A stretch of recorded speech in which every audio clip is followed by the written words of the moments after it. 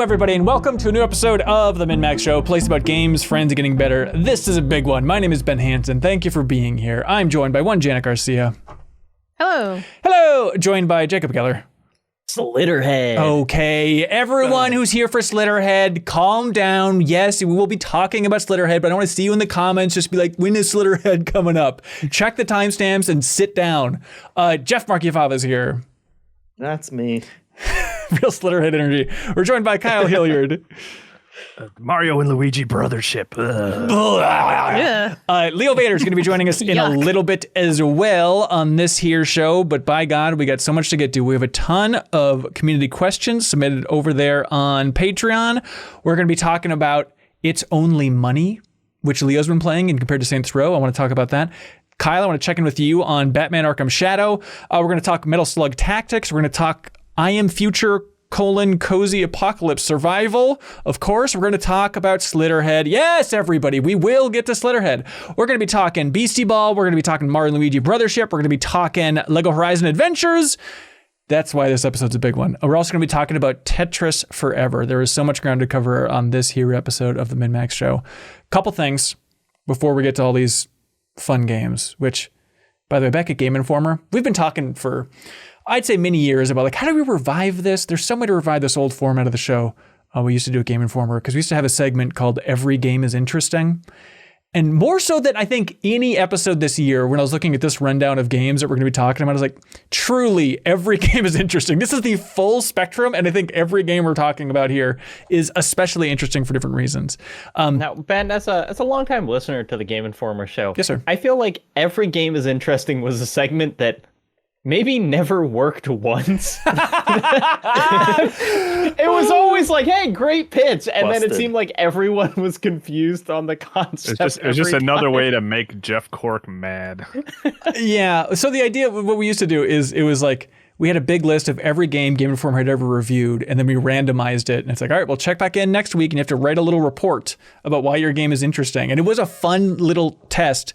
Maybe it was one of those like, you know, Jake Solomon over there, who used to be at Firaxis on XCOM, used to say that it was an old Sid Meier lesson as well of like, if you're designing a game and you can tell that it's a fun feature for the developers, but not the audience, maybe you're on the wrong track. Like, are you having fun or is the audience having fun? And I feel like maybe Every Game is Interesting is one of those. I'm like, it's so fun. It's randomized. We don't know what game we're going to get. But maybe the crowd wasn't lighting themselves up about it. But it will return somehow. The point is, everybody, thank you for... Somehow everything is interesting returned. That's right. But thank you for watching or listening to this. If you are watching this in particular on YouTube, thank you for being here. Janet, do you remember that game that came out earlier this year that could use some more love called Prince of Persia: The Lost Crown? Yeah. The Metroid game that's shockingly damn good. Here's the thing, everybody. You can win a code for it on Steam if you're watching this or listening to this. What you have to do, it's very simple. You have to go to subscribe to the audio version of the MinnMax Show podcast, submit a review on Apple Podcasts that includes some way to contact you. Your Blue Sky, your Twitter, your Discord name, something like that, your Instagram handle. Includes some way to message you in your review on Apple Podcasts, and we're going to be randomly choosing 7 winners for a Steam code for Prince of Persia: The Lost Crown this Monday. So pretty good odds you can get a code for Prince of Persia: The Lost Crown from Ubisoft. I'd argue one of the best games of the year. I'm playing that right now because I was like, I can't let the year end without like finishing that game. Yeah, hell yeah. And it's great. It's so good. There we go. Win a code for that on Steam. Not as good as Nine Souls, but really, really good. That'll be an interesting competition. Floors for the 210s. Hold on. Don't lock it in yet. But thanks, everybody, for subscribing to the MinnMax Show on your favorite podcast app. That helps boost us up in those rankings. And a lot of folks find us from those, which is really sweet to see. So we appreciate that.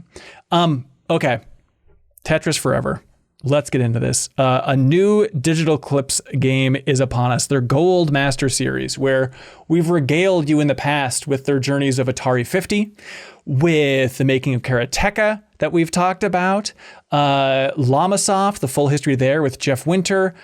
It's a fascinating series where the Gold Master Series, the premise is we are going to create an interactive documentary all about these games. And you're going to be going through a timeline, and you're going to be seeing documents, being able to zoom in all of this stuff, watching videos, getting to play the games as you go along. And the new entry that just released is about arguably the greatest damn game ever made with Tetris. Yeah, so this is Tetris Forever that's out there now. I don't know how you all are feeling about this. This format lights my brain on fire. I love these Golden Master series so much. I just keep thinking about what they can do in the future.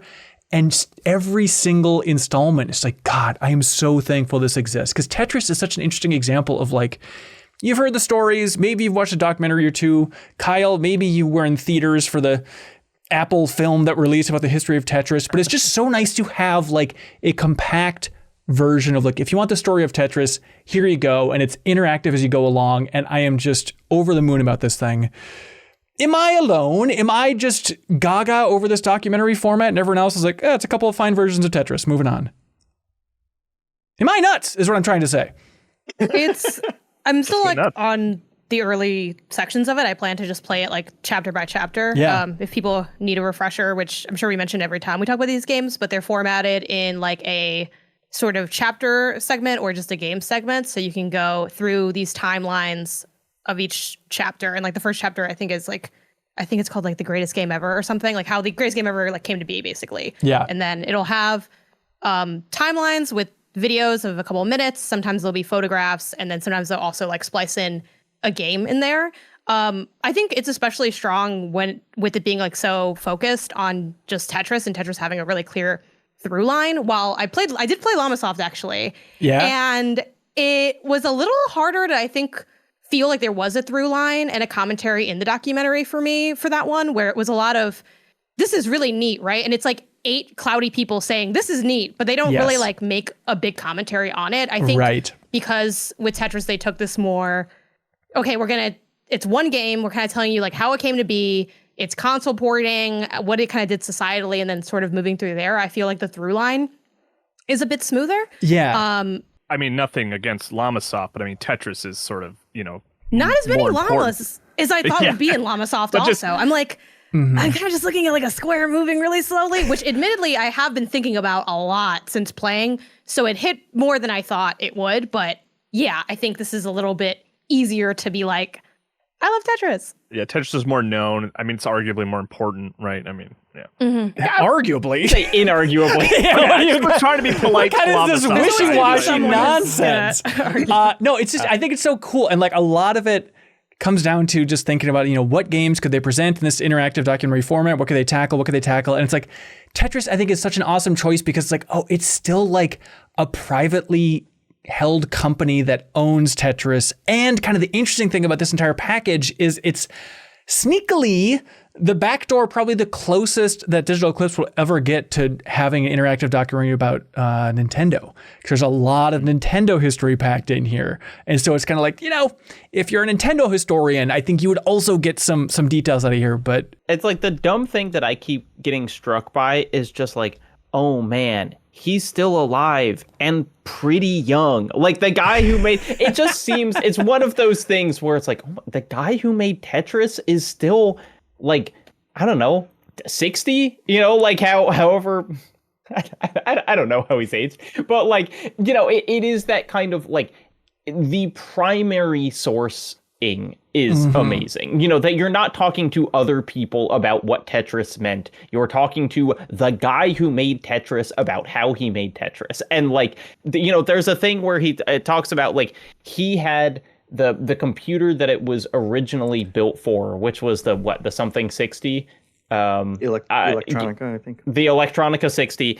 And then they were like, and they started telling me that I should port it to a PC. And the PC, it had all these colors. I thought, great, the colors are okay for the kids, but it's not real for me. It's like this guy talking about how annoyed he was. The computers were something other than green and black.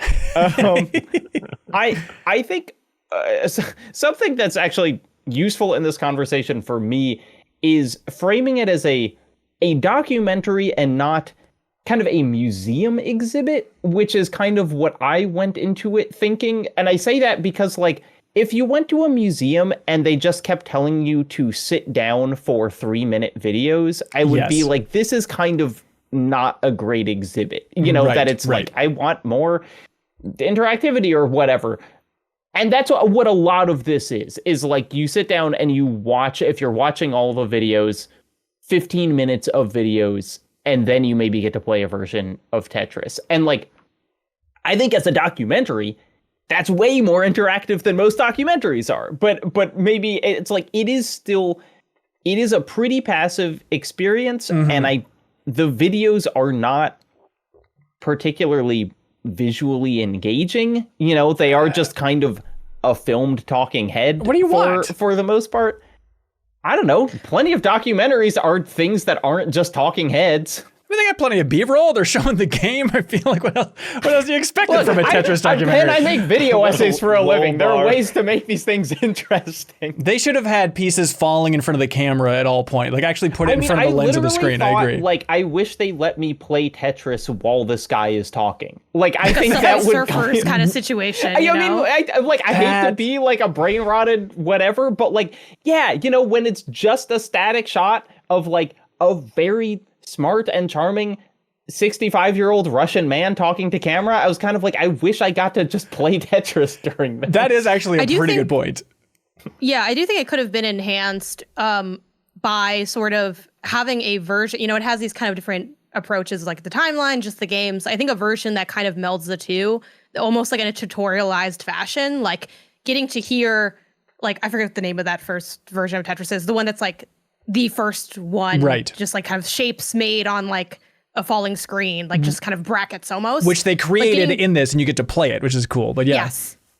But like kind of seeing that come to life, like in the context of having it explained to me and then getting to manipulate it or play with it would, I think, make it almost like how a walking simulator is. Like the reason walking simulators work is because like the movement and the light interactivity is in service of the story. And I do feel like this is kind of a little bit two disparate parts that are like put next to each other. Yes, I totally agree. And I think a lot of that is just the budget. I'm saddened to see, just based on Steam reviews for the Gold Master series, like I don't think it's lighting the charts on fire, which is a bummer. But I agree. What's so exciting about this format is thinking about like, oh my God, they could go in so many different directions with this if they just had a bigger budget. So it still is, yeah, it does feel a little like two pieces slammed together, and more so than any other that they've released. I think this is largely relying on the documentary footage. Like they have some ads and stuff like that, but it's not like you're going to be zooming in on original design documents in a big way throughout the entire piece. Like it's, the other ones have had more interesting kind of behind the scenes-y things. But that said, I think the documentary stuff is really well done. Unfortunately for Jacob, it is people talking, but no, but I think it's awesome. And the big thing here is they have a bunch of old footage because Hank Rogers, who's a big piece of this entire process here for Tetris, obviously, like every time he visited the Soviet Union, he just filmed with his VHS camera. So like seeing all that footage of like Alexei Pajitnov waving to the camera for the first time and play Tetris, my friends, play Tetris. Like this rules to have this footage of him like in the cab talking with his translator. Like all of that stuff is incredible. There's him going to like Nintendo's headquarters for the first time and like filming people just around that building in Seattle, at least. Like there's awesome old footage in here and just stories of him working with Yamauchi. I am over the moon about so much of the content in here. And yes, as Jacob mentioned, Pajitnov is 60, 65, 70, 75, 80, however. He's 69. I looked it up. Okay, thank you. So like what's crazy is that these guys have told this story so many damn times throughout their entire lives. And at the same time, like they are charming with it. They are charmers. Like they're cracking each other up when they're in the same room together. And like, I don't know how much of that is on them. I don't know how much of it is on Area 5, the old One Up Show guys who produced the documentary, and like if they were just able to put that energy in the room. But like I was amazed just how fun they were as they were telling these stories that undoubtedly they've told hundreds and hundreds and hundreds of times. And then it's cool, instead of them just being like, yeah, I know, there's this game called Bomb Bliss. And the weird thing is like the guy who founded Creatures, and now he's the head of the Pokemon company. You've seen him in a bunch of Pokemon Directs. He actually was the original designer for Bomb Bliss. And I was like, I'd heard Bomb Bliss. I'd never played Bomb Bliss. But then to be able to jump into it and play this game. Fun. It turns out it's damn fun. Now I understand like why it was kind of seen as they put it, kind of like the Japanese development dream team that put that together. Like the composer of Dragon Quest made the music for Bombless, which frickin' rules. And then it was designed by the guy whose next game, I believe, he was the director of Earthbound. Like, wild talent going to these things that are now seeing the light of day in a whole new way. Have you played the new Tetris? Yes. Tetris Time Warp? Yes. Yeah. So this is a game that Digital Eclipse put together for this package, and it's a really cool idea where with Time Warp, it's like, first of all, I'm always just a sucker for, obviously I love Tetris. Just give me a good, clean version of Tetris, and I think this is a fantastic up to 4-player version of Tetris that looks great, plays great. The music, they're not getting too fancy. They have a bunch of different music options, and then one of them is just like, here's the Tetris song, you guys. We're not having some stupid techno remix of it. Just give us that song. So they nailed it there. And then the hook with Time Warp is, I think it's a really fun idea, is if you use a special piece, there's a special piece that drops every once in a while, it rotates through different styles, and whatever timing you land it with, and then if you clear a line that has that piece in it, then you launch your opponent into a different, older version of Tetris, which is such a cool idea of like, if I do better, I penalize them by sending them back in time when there was no hold button, or back in time where it's a little bit trickier to read this, or good luck, play Bombless, you know? That's interesting, because I only played it single player, but it also, instead, when you go back in time, it gives you like sub objectives. Right. It's like when you land, the Bombless block, you're transported into Bombless, and it's like detonate a big bomb, and you have like 15 seconds to do it. And so it is like, it's fun with some of those versions of Tetris that are not just about clearing lines to be like, oh, now I need to put my brain in a new mode, because I'm not just trying to clear lines, I'm trying to, like do a Bombless thing or something. But yeah, It's very, it is cool how, like seamless it is. And also, I mean, and like part of the charm of it is like you play that first version of Tetris, like the very first version of Tetris, and you're like, pretty good, pretty fun. Good game. It's like you don't play it and you're like, oh, needed some bugs worked out. You're like, no, it's Tetris, it's fun. And I love that Pajitnov throughout this entire thing. He always just keeps kind of joking about like, my version was the best. That's a terrible Russian accent. But it's like his ear. He's defensive about like loving that version, and like, yeah, sorry, there's 1,000 ways to go. But Jeff, did you play that new version as well? I did. And it's a fine addition, I think. Fine. I'm glad they added it. Like, I'm talking about like the Time Warp mode specifically. It makes perfect sense for this package, and I'm glad that they created a new version, because I do think one of the weaknesses is, and I know it's impossible. I know it's too much to ask for, but like they do mention a bunch of different Tetrises that they just could not get the license for. Like Weltris and stuff like that, Super Tetris. That is a bit of a bummer. And especially the later you get into the timeline, like there aren't many games in like that final chapter. And so then when you do get to the end and it's like, hey, we got a new version, it's like, okay, that kind of makes up for it. I did like the Time Warp mode.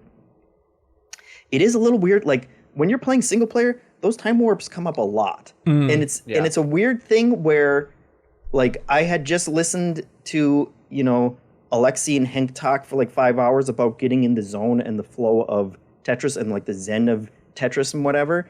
And it's a funny mode in that sense, because they're constantly taking you out of that flow in order to play this retro thing. And then they dump you back into it. And it's like, as soon as you go back in, like you already have a piece that's getting locked in where, like, on your board before you get back, and it like takes a little bit to get back into it. I do think I am glad that they do give you just like normal marathon, no time warp stuff, and it is a nice end cap to show like how much the formula actually has changed, like how the feel of Tetris has changed. Right. I do, like, as a big Tetris fan, I have mixed feelings about that, because it does, like, the game has gotten easier over the years in a way that is,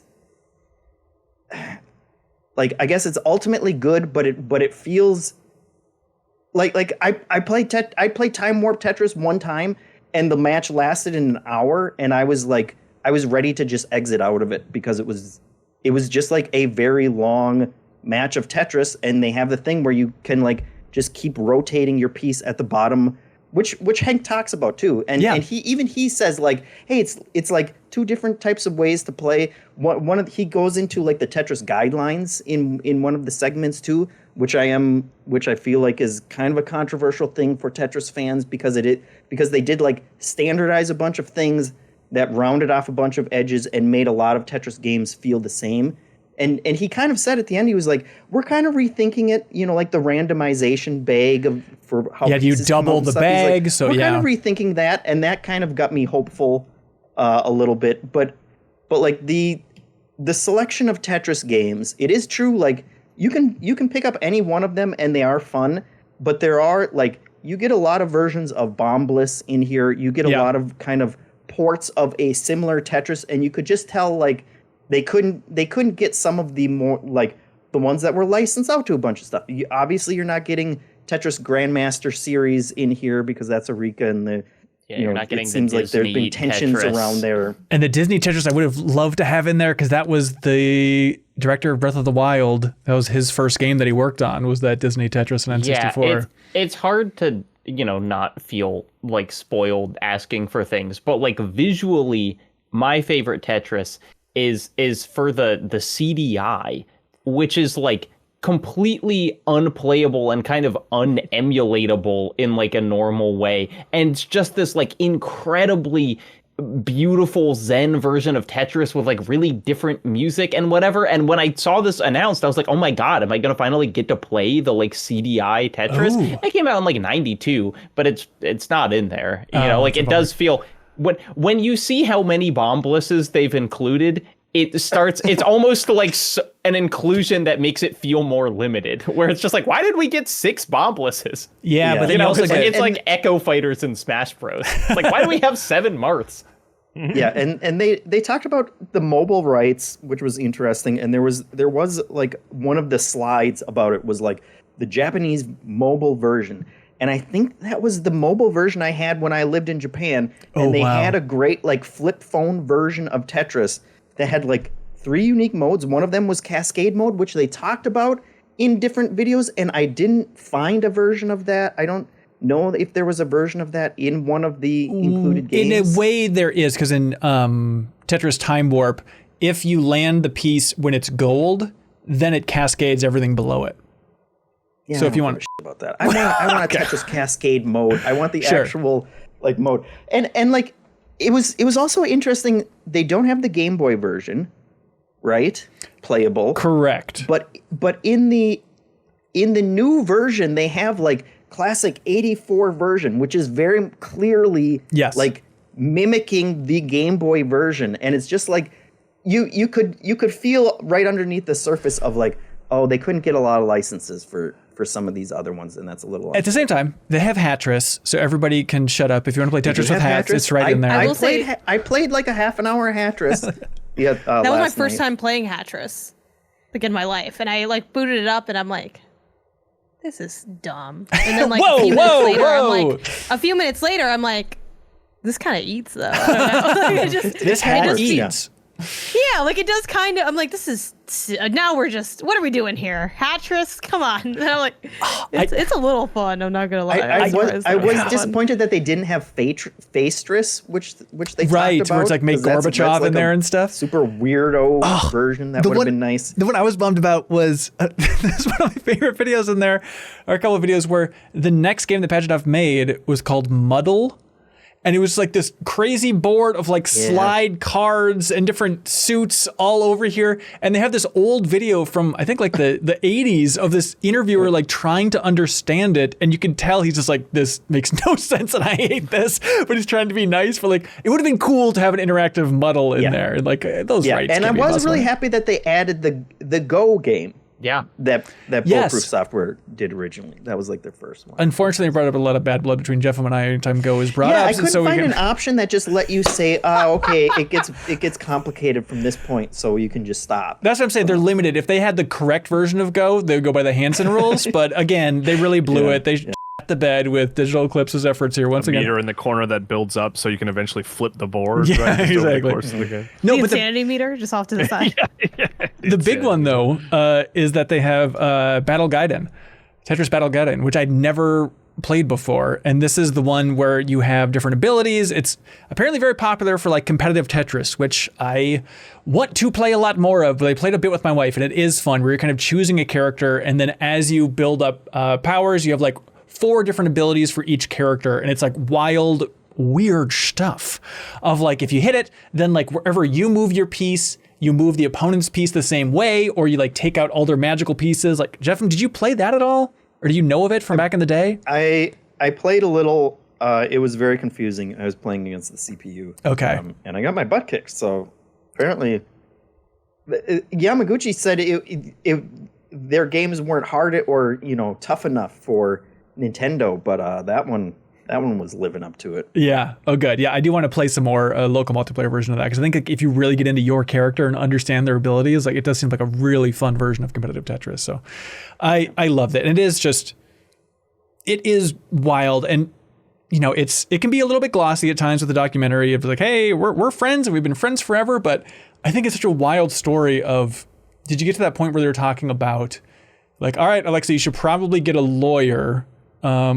And then he's like, I don't want to get a lawyer, because if I get a lawyer, they're just going to argue with your lawyer, Hank, and then this whole thing's going to fall apart. So he's like, instead, I'm just going to trust you. Don't screw me over on this. But I designed Tetris. Let's keep moving forward. And it's like the entire documentary made me appreciate Hank Rogers and kind of the Rogers family more than I did before, for like, you know what, that is a wild story, that they're keeping this a private, small company. They're not selling Tetris to EA. And the fact that by all appearances from the outside, like, he is taking care of the original Tetris designer. Like, that's pretty rare in the game industry. Yeah, he has been a character in the industry for a very long time, and you see even in the video there are sometimes where he's wearing that frickin' Tetris hat, and it's so ridiculous. He looks kind of like a real character is the nicest way you can put it.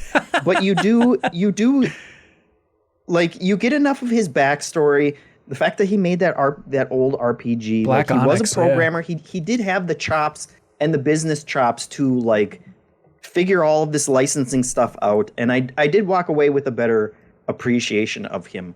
I will say, like, I think it is the documentary side is better than ultimately the gameplay side. Although, like I said, every version of Tetris is great, but it just wasn't the breadth of the library that I wanted from it. But I did love. There were a couple interviews with Alexi and Hank at the same time where, like, Alexi just lays into him and just, like, mocks him to his face. He's talking about, like, Hank's favorite fish is herring, and in Russia it is garbage fish. It is bottom feeder.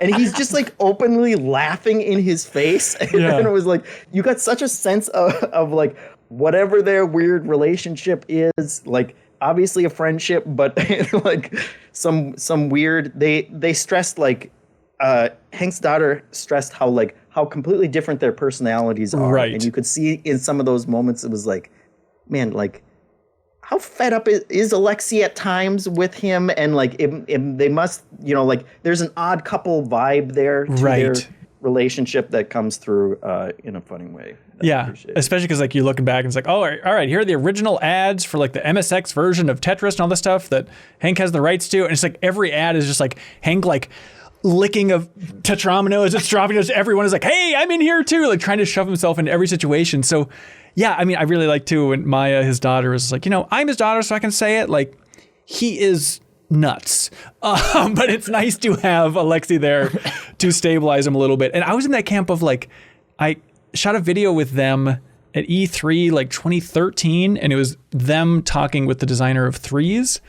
And even when I was filming that interview, Hank was dressed up like a Tetris rodeo clown. I was just like, okay, buddy, like, I know you're involved with Tetris, but whatever. But then, like, watching this documentary, it's like, okay, he's the one who came up with the scoring system for Tetris, and that when you get 4, like a row of 4, that is the Tetris. You get so many points for that. It's like, okay, he has had so many huge contributions to this thing outside of just the rights and the company holder and all that stuff, But I thought it was fascinating. I really, really loved it. yes, obviously there's other games they could have had in here, but the idea that we get a cool interactive piece on the history of Tetris, like I'm over the moon that this thing exists. So does it go in our predetermined digital eclipse spot on the 210s? Oh God, I hope Kelsey loves it too. Tetris Forever, everybody. It is out on everything. Hey, Jeffem, look outside of your window. What's the weather doing? Cold. And gloomy. Wouldn't you be better off if you're just sitting on a beach right now? Relaxing, chilling. Sure. And what if that beach was crawling with turtles? Can we just get to whatever we're going? That's right, everybody. No, I'm loving Jeffem's improv here. I'm really on board for this. He is yes and. Shut up. That's right, everybody. Turtle No Beach. but. Here we go, everybody. Thank you to some of our biggest supporters. Turtle Beach. They sent over the Turtle Beach Stealth 700 series. The point is, Jeffem, life is better on the beach, which is not That's a tagline true. that they have in the ad copy, but I figured it'd work out well when it's getting cold in Minnesota. So, the Stealth 700 series, if you need a new headset, check it out. If you're looking for a comfortable one, great battery life. Also, they want you to know it is the industry's first ever cross-play dual wireless transmitter system. It means you can seamlessly switch back and forth between your consoles and PC with the click of a button. Very convenient, very handy. So whether you're treating yourself or looking for that perfect gift, now's the time to snag the headset that everyone's talking about. For a limited time only, MinnMax listeners get 10% off their entire order when you use the code MinnMax at turtlebeach.com. That's 10% off your order at turtlebeach.com with promo code MinnMax. I was delighted, like setting up the new studio. I needed a headset for the new control room, and this thing arrived in the mail, and I said, oh, the perfect headset. How lovely, beautiful timing. And here's the thing, if you feel like, I got a headset, I'm doing fine there, buddy. How about you calm down on that podcast? If you're in the mood for buying new controller, new high-end controller, you want a fancy mouse, you want a fancy keyboard, you need a new Rock Band guitar, all of that is available at Turtle Beach's site, and you can use the promo code MinnMax for 10% off of anything, including racing wheels, cool gaming accessories. I went and was checking out their fight sticks that are all like Tekken themed. Kyle, there's nothing I'd rather do on earth than get 2 of those fancy fight sticks and play Marvel vs. Capcom 2 with you. Oh. Yeah. I was like, Tekken? Are we notable Tekken fans? But yes, Marvel vs. Capcom. We are the most notable fans. So here we go, everybody. Go to turtlebeach.com, use promo code MinnMax for 10% off of everything from turtlebeach.com. And you can let them know that we sent you there, and then they'll stick around here and everything will be chill. Turtle Beach, thank you so much. All right. You know what else? You know what else we've been playing? Janet, you want to talk about, oh God, we could go so many different directions. Let's talk about this Mario and Luigi Brothership that I keep hearing oh so much about. That's what I thought you were setting up with the beach thing, because that game starts on a beach, right? Oh, really? That game starts, we Kind can of. just jump right into it. Please. I feel like the beginning of that game is so funny to me because it truly feels like someone being like, oh, how do we start the new Mario and Luigi? And I feel like it's someone in an office being like, they're like on a cliff, bees show up and they fall off a cliff and their gloves start glowing or something. And that's how it'll start. And because that is what the beginning of that game feels like. It's just like all of a sudden Luigi's running from bees and falls off a cliff and they grab hands and like the gloves start glowing. Like there's just no pretense. There's no like press start. It's just like, let's just get this thing going is what it feels like. It's kind of like the beginning of, I think, the most recent Rabbids game, maybe even the first Rabbids game, the Mario and Luigi Rabbids games was like this, where it's like you're suddenly in like kind of this like weird portal and there's like tears in the fabric of reality. And then they do the like anime, you're falling, can I fall faster to grab your hand? Perfect. Yeah, sequence, which is always, a hit, honestly. But I kind of liked it though, because it's just like, let's just get into it, man. Like, we'll You start know this game why you're up here. for ya. Yeah. The Mario RPG is so weird because I have played so many in the last like year and a half, because I played the Super Mario RPG remake and Paper Mario, and now this, and it's like, it's weird that this sub Mario game has now branched off into its own distinct versions, where Paper Mario feels a lot different from Super Mario RPG, and this feels different from both of those. and also feels different from like Mario and Luigi on like Game Boy Advance. It's like a weird trajectory. This it's like the sub-series or this other branch of the RPG timeline, but now like the biggest pivot here is obviously, hey, it's on the console for the first time, which is wild. And then the other big thing is then it's not the original developer of the RPG series. Like Alpha Dream went bankrupt, and so this is Acquire, who made the Bravely Default games, if I remember correctly. Okay. Yeah, and so it's like a bunch of shifts, and I've just been watching this thing from the outside being like, is this really going to feel like a new Mario and Luigi game? I'm not that excited about it. Should I jump into this thing? Am I being naive for poo-pooing it conceptually? No, but I say that as someone who knows what you want from RPGs. And like, I know how much you love Paper Mario. It's night and day from Mario and Luigi, yeah. I mean, the combat is there, but Right. the adventure of going along and collecting party members to go on a story, that's not what this is. Like, you're Mario and Luigi. You are a partnership that is like ingrained and there, and that's what it's going to be the whole game. And I kind of like that focus. I quite like Mario and Luigi. Like, those are probably my favorite among, like, I like Super Mario RPG, the original, probably the most, and the remake. But then Mario and Luigi, and then Paper Mario is actually on the bottom for me. Yeah. But so I'm quite enjoying this. It is very simple. It's interesting. I am really having a good time, but struggling with metaphor. I get really frustrated with that game, and I'm playing it on easy. And like it is, and I'm just like, I'm dying a lot, and I'm like, and I get frustrated over things. So I'm literally like get frustrated with metaphor and just go play some Mario and Luigi, and it's like a breath of simple fresh air. Is it like your chaser? You're like RPG chaser? I know, because it's like, it's so fun and easy, and I'm just running around. I wish there were more enemies. Like, you actually don't fight as much as I'd like. But it's charming, but just weird, because it isn't. I didn't even know who the developer was, but it's like you can tell it's not. Like, it's like new people working on this game. Technically, I blew it. It's the developers of Octopath Traveler, not Bravely Default. Okay. I know there's some cross-pollination there Okay. and stuff, but yeah, Octopath Traveler 1 and 2. But there's a lot I'm enjoying about it. It's one that I can see myself playing intermittently for a long time for the rest of the year. Like, I don't think I think I will finish it, but it's going to take me a long time, and that's okay. Like, Yeah. I'm fine with that.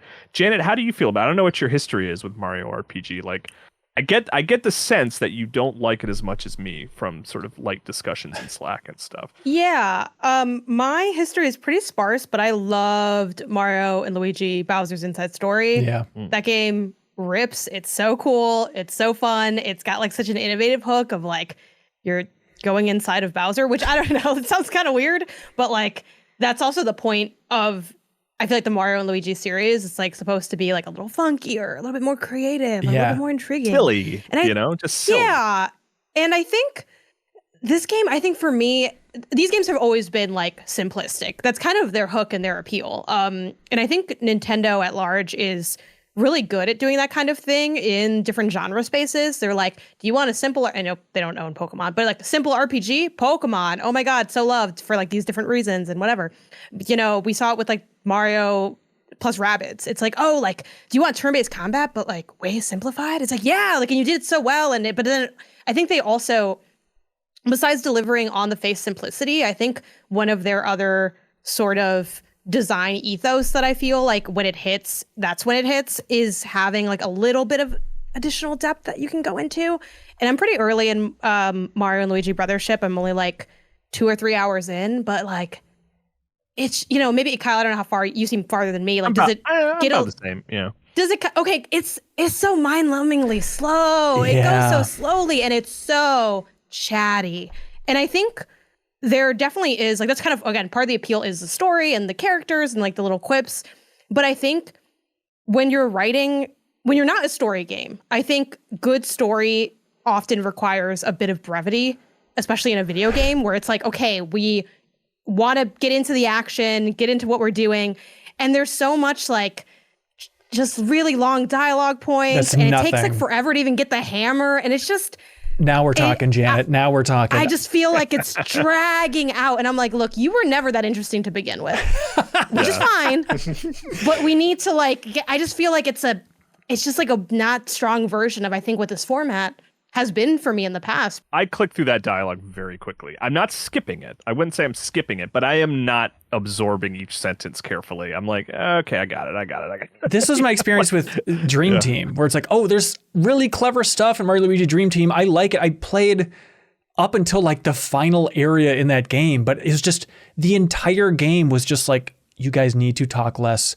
You're wasting my time. You're slowly teaching me new systems throughout this entire thing. Like, let me just get to like the meat and potatoes RPG goodness. And instead it's just guiding me through this entire damn thing. Maybe that's why I'm not even intrigued too much by this one. So it very much is in that Dream Team style, right? Yeah.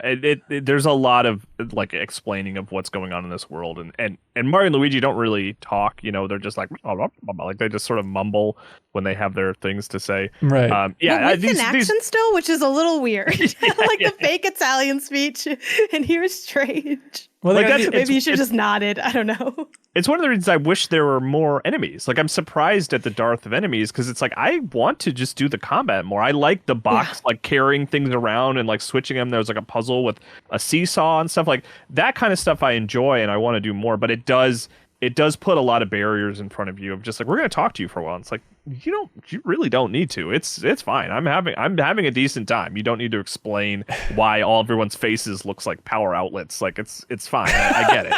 Which I'm also like, I'm not into the power outlet people. Like, I don't know. Like, I think the other thing too is, again, these things can work, but I feel like they don't quite have the sauce to be spending so much time on world building. It's like, I kind of don't get the sense that you guys cared that much about the world that you built. So I feel like we should just get the action. They're like, no, where you're going to talk to this lady who's like someone's, I don't know, stepmom, and she has like a thing in a chest. It's like, what are we doing here? But I do think to highlight something that I think is a bit of a strength in the format. It is really simplistic in terms of, attack patterns, but I think some of the fun that I can see coming from this game is the enemy attacks and kind of trying to guess and judge the enemy attack patterns. So you'll have enemies that might like charge towards you at different speeds, or like one charges and then when you jump over them, they can come back. I also think it's nice in a game to have a little bit more you can do on the defensive. I think not enough games give you defensive options. Usually it's just like, okay, you can guard, or maybe your character dodges magically if you're evasive enough, but that's kind of it. I do think I like the autonomy that they give you there, and I think for that reason, it is nice that though these battles are inherently simplistic, like they're kind of meant to be, there's something to do all the time. Like, you're always engaged, you're always looking at like, okay, who's going to which brother? Okay, what am I jumping with? I mix up the A and the B all the time. It's like, that's kind of something we're doing. So there's a bit more intrigue, I think, definitely in the combat and seeing the different enemies, but it just takes so long to get to that. And then even that isn't like moving heaven and earth. So it does make me feel like, you know what? I'm not getting rid of this game. I have a physical copy. I'm like, I'm not going to get rid of it in my collection, but I'm not sure I'm going back because it's not exactly, quite hitting for me in the way that I wish it would, in the way that, Bowser's Inside Story hit. But just play that remake, if anything. I'm very old. Yeah. It's like, okay, you're not 10 anymore. Like, I don't know. It is, because I played a lot of Persona 3 this year and didn't finish it. And like I said, I am having sometimes a hard time with Metaphor. And I think it is just because I really like that simple engagement in combat. Like, I loved Sea of Stars last year, and the Mario RPGs that I played, and then Like a Dragon this year has some interactivity in that combat sometimes. And it is tough for me to go over to Persona and Metaphor, where the engagement is making selections ultimately. Like, that's all you're really doing, and that's fine. There's a lot of strategy there, and there's a lot of tactical thought to put into that, and it can be engaging. But like, even playing Metaphor, I find myself being like pressing A again to be like, what if I got a little extra heat here for like having a time button press? So I just like that kind of combat, so it'll keep me going. Plus, there are the writing is mediocre and excessive, but there are bits that really made me laugh. Like, there was one where like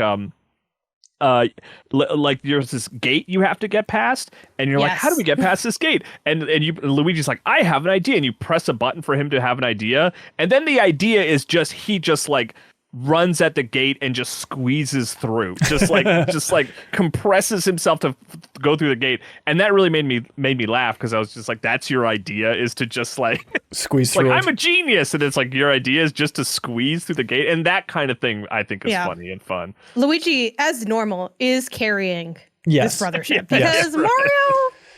He just ain't that interesting, but like Luigi, he's got a little personality. He's got the pizzazz. He's a little taller. Like it just works. I do think the Luigi time stuff is cute. In that it can be surprising. Like these prompts come up throughout like exploration where you'll see like the L or something and glow above his head, and then sometimes it's something simple like he'll automatically collect coins on like one side and you're going to the other to try to like get them in time, kind of like a peace situation. But other times it is like what you're describing, Kyle, of these funky environmental situations. And I think that is where like the humor can shine because it's unexpected. And I think when they lean into like a bit of a surprise, that's really what I feel like fans are looking for from these characters that are really well established, but also vaguely well established. Cause it's like, I see you a lot, but we don't really talk. It's like when you have a bad relationship with your parent. It's like you're kind of, you were around, but like, what do I really know about you? Yep, You know, that's not exactly much. it. That's funny.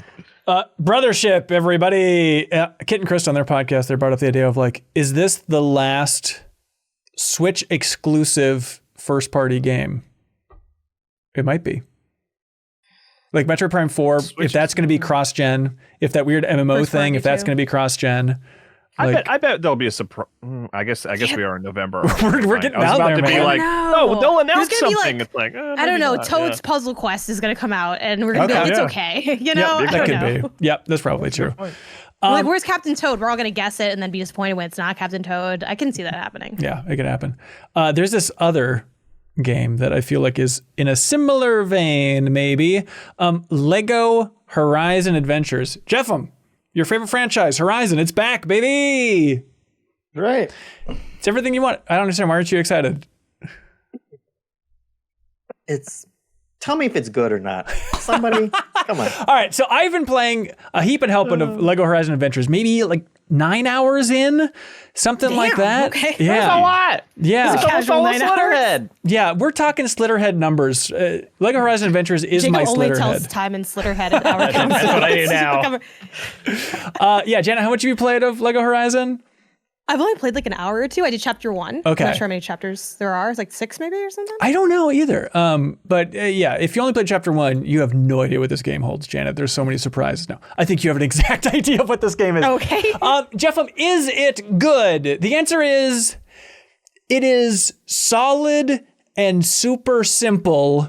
I would not say it's like, you gotta play it. It is a retelling of the first Horizon game through Lego. And imagine just, it's really, I am fascinated by this game. Just thinking about like the breakup of the Lego games now being outside of TT Games and Traveler's Tales and that entire unit over there, TT Fusion. And now it's just kind of game on and the Lego license is getting everywhere. And so seeing Sony's take on a Lego game, which is also being released on the Nintendo Switch, confusingly enough, I think is really fascinating because it's basically no puzzles, which every Lego game from TT Games was just packed full of little non-puzzles, you know? And it's basically isometric action RPG for a lot of this thing, but a super, super simple one of like, you know, you have your hub area where you're building up this little town. You're going on story missions where it's like, hey, go to this area, go to this area. We're going to bring you through these environments. You're going to have a bunch of little combat arenas where you have to run around, get some wacky weapons every once in a while for something kind of fun, and then fight a boss at the end, or just, you know, one of them's like, hey, here's the tall neck. The first scene where you see a tall neck, it's incredible. And then you kind of jump on top of the tall neck and get a gold brick and say, wahoo! And then warp back to the main base, build it up, unlock some new abilities, then go out on more quests. So like, it is a lot simpler. It almost feels like time travel to like one of the earlier Lego games. You know, like by the time Skywalker Saga rolls around, like there's some complexity to what they're doing there structurally with the combat. Then you go back to this and it's like, there's not even like a dodge roll. Like combat is really, really basic. That all being said, I'm having similar vibes that Kyle has had, I think, for Brothership, where I keep playing it and I keep wondering, why am I playing this obsessively? And it's like, I think just at times, maybe when you're overwhelmed by the world, it's like, it's nice to just play a game that you fully understand. I 100% understand Lego Horizon Adventures. Wow. You know what I really mean? cut to my heart there, because I've basically cut off the internet over the course of the last week, and all Right. that internet time that I used to just scroll is now Mario and Mini Shoot Adventure and Metaphor. Yes. Like, and it is. Yeah. But also Mini Shoot, like I can fully wrap my brain around everything that Mini Shoot Adventures is presenting in front of me. And so Loving that game, by the way. Late to it, but very yeah. good. Really Oh, good. Yeah, I'm glad you got to it. Here's a question. Yeah. So it's a retelling of the story of Horizon. Yes. Horizon's story, without going into too much spoilers, Yes. is the story of who created that drained so thoroughly that every single person on Earth. And this seems like a game designed for like 8-year-olds. Yes. So like, what's the audience? This is I why would this say it's an all ages title. I mean, I do. Fans of the Wild Robot is who it. I mean, I think genuinely, like, I mean, obviously, I'm sure Lego is trying to, like, the Lego games are targeting a younger demographic in terms of like, I mean, Metaphor is obviously like, what is it, rated T for teen, I assume, right? At least I didn't actually look at the Metaphor rating is of it. T. Yeah. Right. So obviously, like, there are games that are quite literally not made for children, and then games that are. But there's also games that are just like more all ages with a skew towards younger. I would put Lego in that category because I think like a lot of times when we bring up, like, oh, it's like a kid's game. It's like, okay, cool. We don't have to, any criticisms we have just kind of go out the window. So I do want to note that it's more, the things that hold it back are like not that it's a kid's game. It's just that I it's guess like, you know, it was Ben highlighting its extreme simplicity that made me Yes. think this seems Well, it even is more extremely kid games than simplistic. like Lego. this is yeah. but I don't think that's because they want to make it like super kid Are the friendly. I think it comedic just- bits really hitting for a 40-year-old man, Ben? No, I will say on the age thing. Oh my god, I have a lot to say about this game. But there's on the age thing, like a character, one of the little side villains, he does say ass at a certain point. And I was like, whoa, Lego with ass. What? This is unexpected.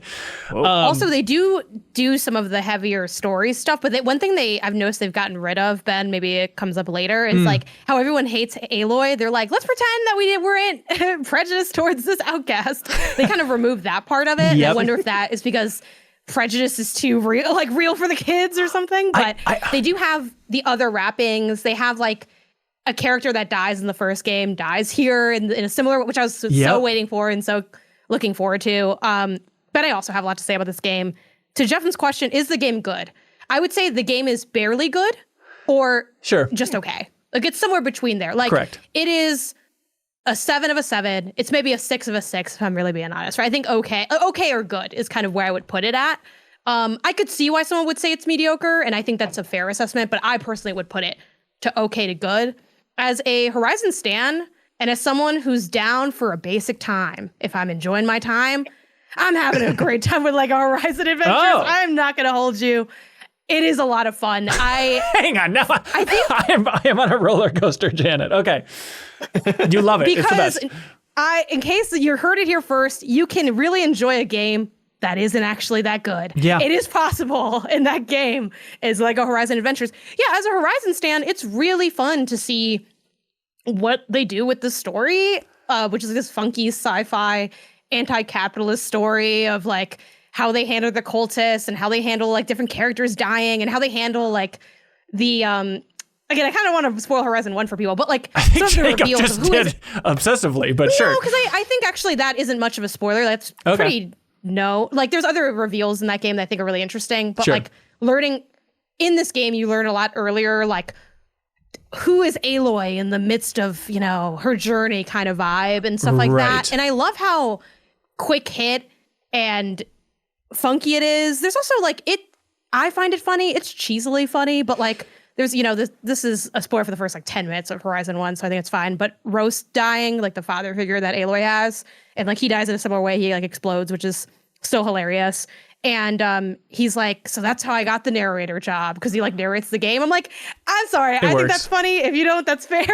No, there because is- you know everyone's different. I got a yeah. kick out of that. I love seeing the cauldrons, like how they did the cauldrons. I'm like, oh man, this looks just like the cauldron. but it's made out of Lego. You know, does that make me basic? Yes. But if you're me, you will like this game, even though, like, what am I doing? I'm just going forward and just like killing stuff. And then I do it again and again and again. But I've done the same for games I've liked a lot less. So here we go. Yeah, I hear you. What lights me on fire about this game is like, it is that exact concept, Jacob, of like them trying to squeeze the story of Horizon down to be presentable to the entire family. And it just doesn't quite work, but it's fascinating to see them try to squeeze it. Like, it reminds me of, you ever see that on the 360, they're developing a Halo Mega Bloks game?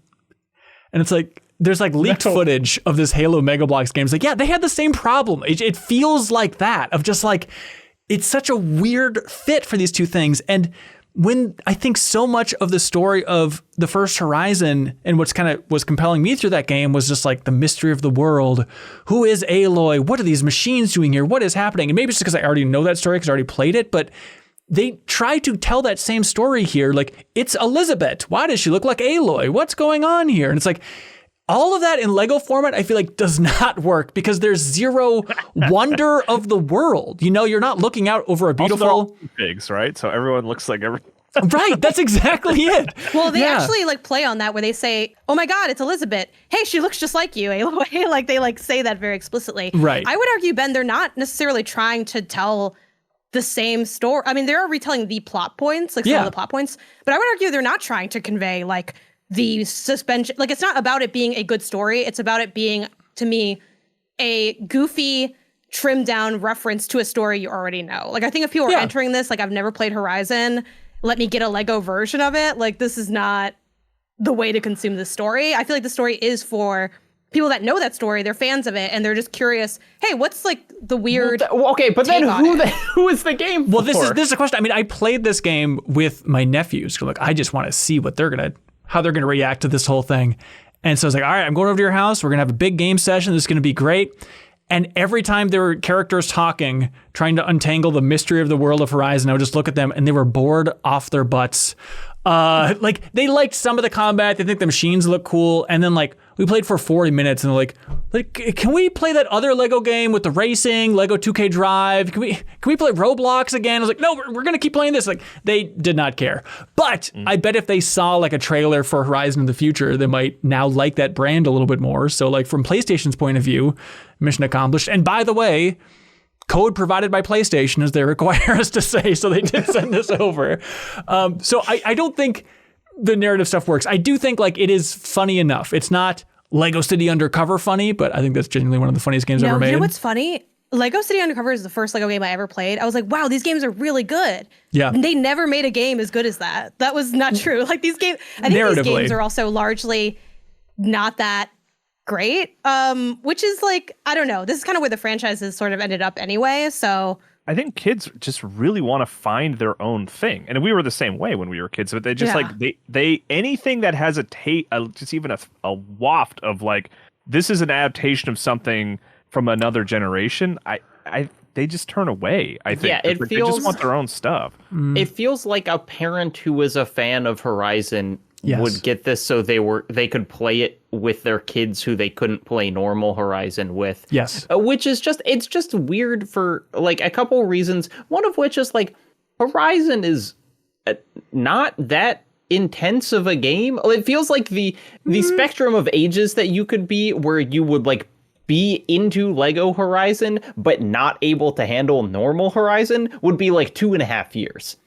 Right, like Horizon doesn't have like, I guess it does have kind of blood in it. I don't I know. don't remember what it's rated. Is it T or M? It's probably T. it's probably T. Yeah, it is funny to see, like, no offense, Horizon fans, God love ya, every one of ya. God bless your heart, Jeff. But it's fun to see Horizon. There we go. It's T. With this much personality packed into their performances, and it's really cool. Wow. And I love it that they got like Ashley Birch, who I love, who I think is very funny and very good. Her more dramatic roles, I always just am falling off a little bit, but like she knocks this out of the park as a funny version of Aloy. Like having her like go down a big zip line, just go like, here comes Aloy. It's like, why couldn't the real Aloy be as fun as Lego Aloy? Like this is a blast as you're going through it. Like hasn't Aloy been through enough? You know, I don't know. Maybe she'll wear herself down. I do think on the other end of the spectrum, there are like critiques I have of the game structurally and the way they implement, I think, the Lego aspect of it. I feel like this game doesn't have enough destructible stuff. Like such a fun part of Lego games is like smashing stuff up to get like Lego pieces. Yeah. And not as much of that is available. It also, the areas are like very sequestered and linear. Like I wasn't expecting this to be like an open world Lego game necessarily. But again, you think of something like Lego 2K Drive, it's when you explore that world, regardless of what you think of the game, there's like places to go, things to do, things that you can feel like driven as a player. And I think this is like so linear that you really are just like, and I'm going straight, and maybe I go to the left to get a chest. That's about it. Yep, super simple. Another really, I think, missed opportunity is the building and structure setup. You have like a hub world where you can repair stuff, but most of the repairs are just basically a cutscene, and then you can customize from there.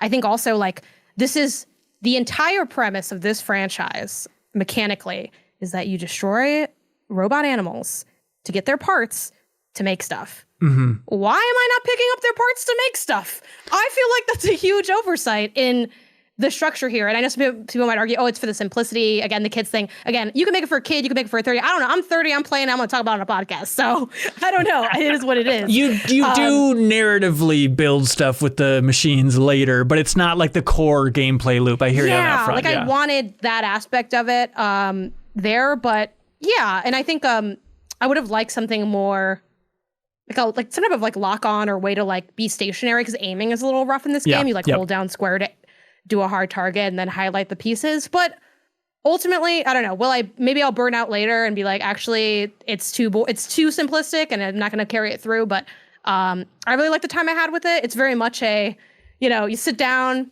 maybe crack open a couple cold ones and just play Lego Horizon. We're going straight through. It's like, I like seeing the animals, how they look in Lego form. Yep, that's a huge thing. But I'm a mark for this game. I bought the Lego tall neck and built it. Like, okay, if you don't get me to at least not hate this game, you really messed up. So I don't know.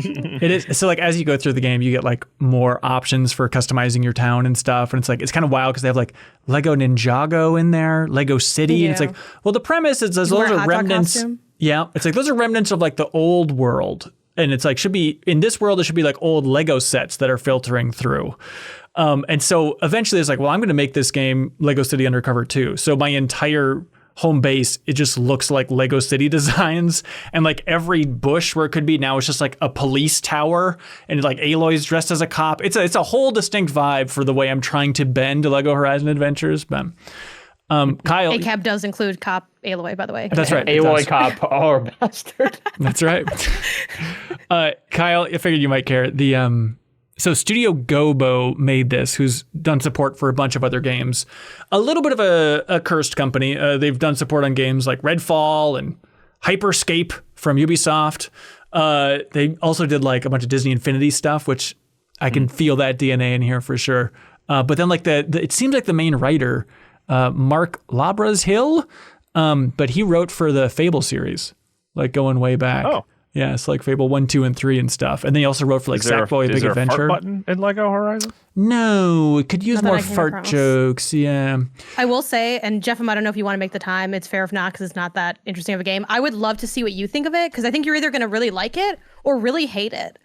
So I just really want to know where you land. And I think you're going to feel aggressive no matter which way you go. And I want to know. Yeah. I mean, it's definitely better than Horizon Forbidden West. Don't take the bait. We don't have to. Should we just leave, Janet? Should we leave? Yeah, that's what they want, Jeff. You have to stand strong.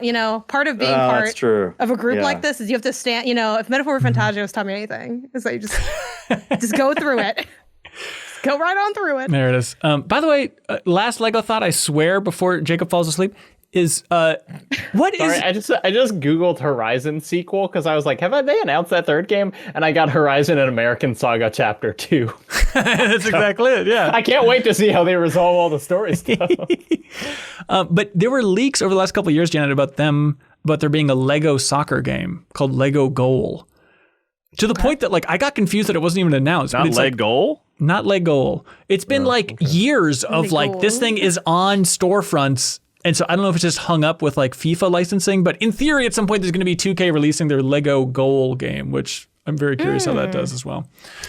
Yeah, I mean, and they could always also do the legally distinct fake team. You know what I mean? That's like a lot of before getting like proper licensing, a lot of people have just done like, hey, it's not the LA Galaxy. It's the LA Galaxy. It's not Messi. It's definitely Messi. It has the same stats as Messi. It looks like Messi, you know? So, the Mega Man soccer approach.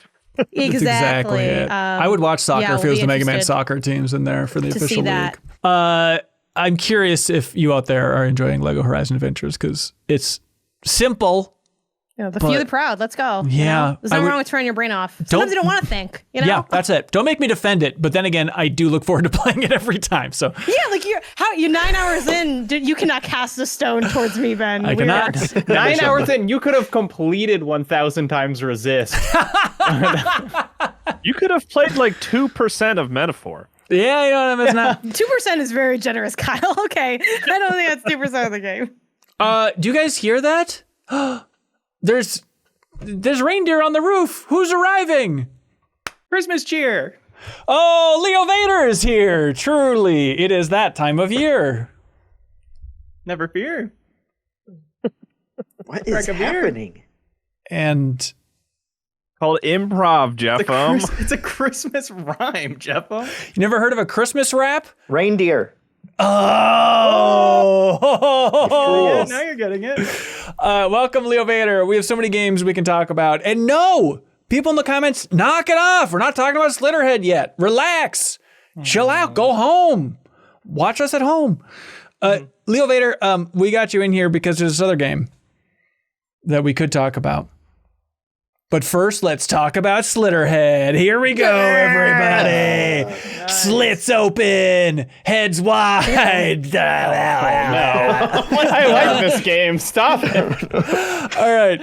Slitterhead. This is from Boca Studios. We've talked about the YouTube channel in the past, but the game's director is, he was the original director for Silent Hill, the Siren series.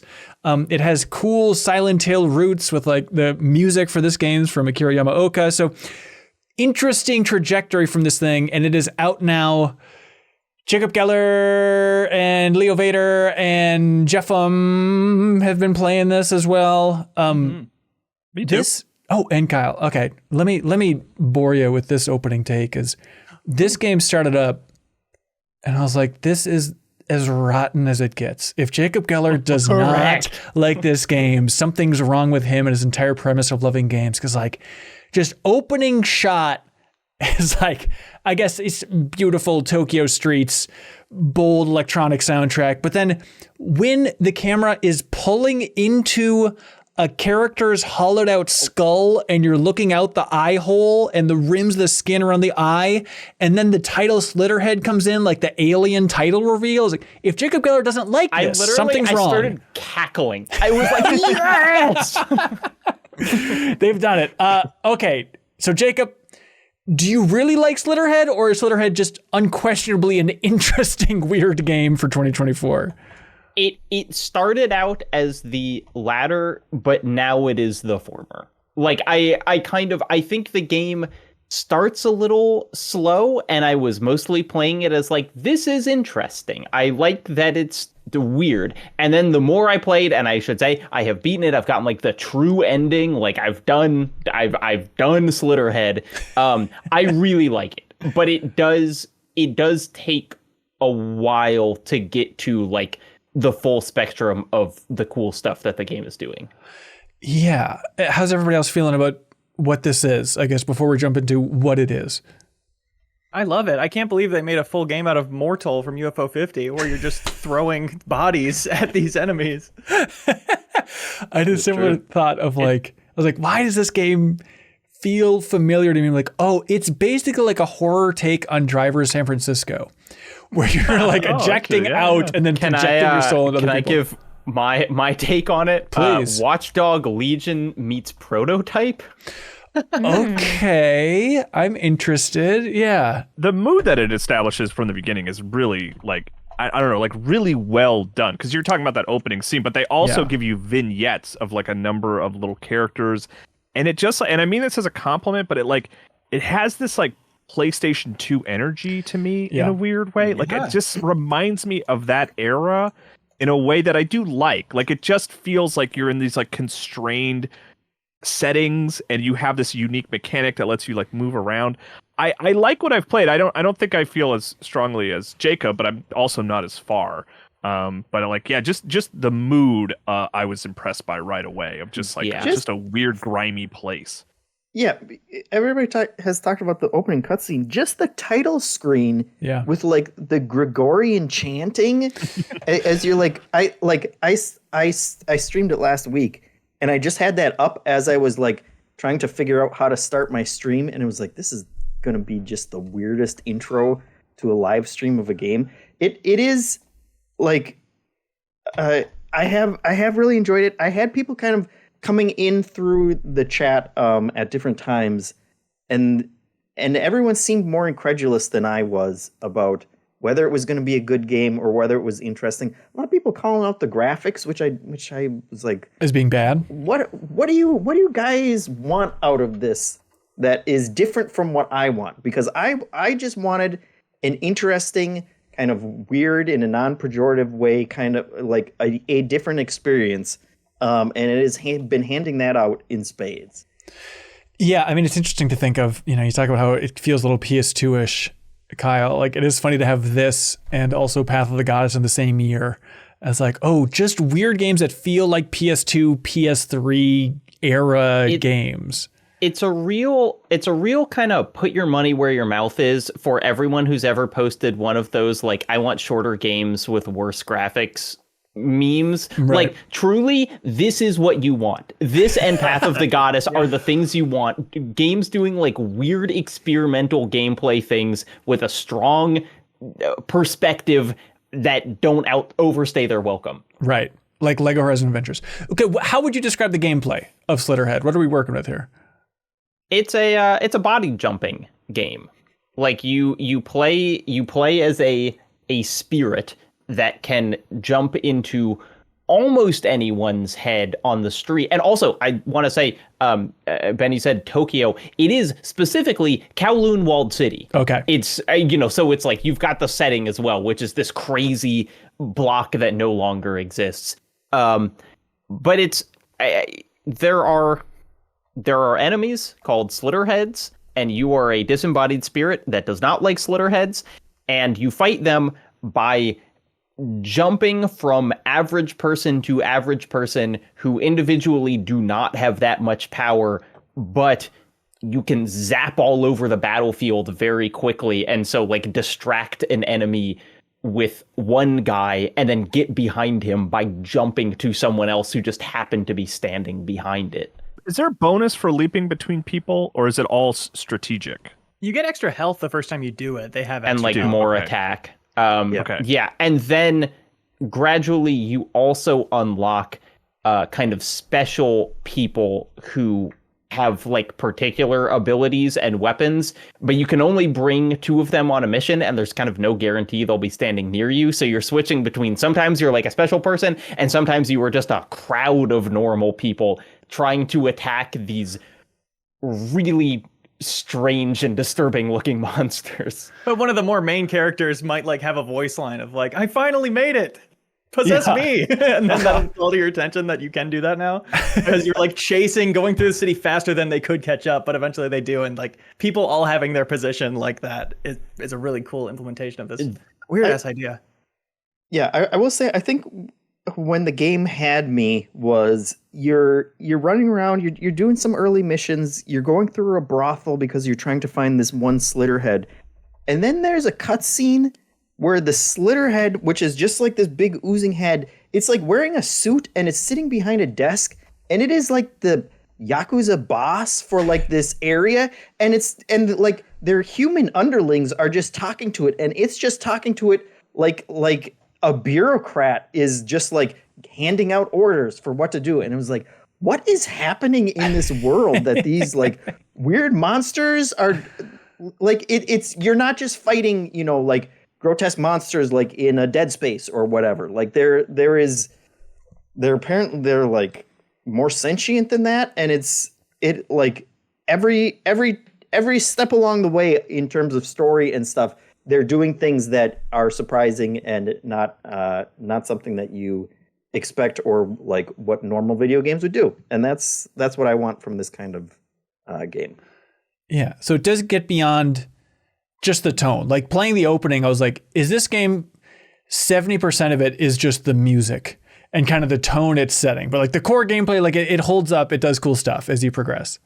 Yeah, it's never complex necessarily. Like I think the fighting is all pretty intentionally simple to make up for the fact that you are like jumping around so much. But like what's interesting is you can bring two of these rarities who are like the special people on each mission with you, and you start realizing that like particular pairs of people are really good together, where like one of them specializes in like there's a guy you eventually get who can make also all of your weapons are like made out of your own blood, and so when you're like attacking people your like blood level is going down, but then you can like suck it back up from damaging enemies or yourself, of course. And so like there's a guy who can make like a big Gatling gun out of blood, and it's like super good, but it uses it up really fast. But then there's a woman who like specializes in like making more pools of blood, and so then you can like make more, and so you have more ammo for your guy, and there are lots of different combinations like that.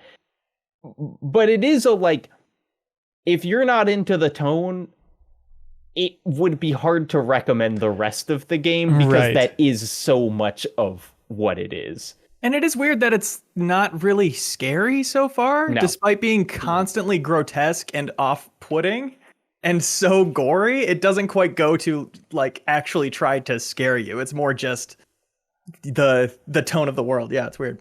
Also, another like great weird thing is in between missions, there are these like, you have to have like conversations with all of the characters that you've met, and they're just these like scenes where the character is just sitting in a room slowly rotating around as like superimposed images of them appear on screen. Like it looks like shots from Megalopolis when we were like all memeing on Megalopolis. It looks like that, and then you're just like, could a Slitterhead have feelings? And then you just go through like 5 of these conversations, and then one of them will like reveal the next mission. But it's like, it's just such a bizarre choice, and there's I don't know. It is totally just like none of these choices seem made because it's like the thing that video games are doing that everyone likes right now. Yeah, I love the PS2 comparison from Kyle, because it's like, it's about it feeling like it's forging new ground, as if there's not like established things for it to build on. It's just kind of trying something new, and it has such a strong vision that is still so rare and remarkable. Yeah. So not scary, but nasty. Nasty throughout the whole thing here. Big Is it nasty like how Doom is nasty? No, it's nasty like The Thing.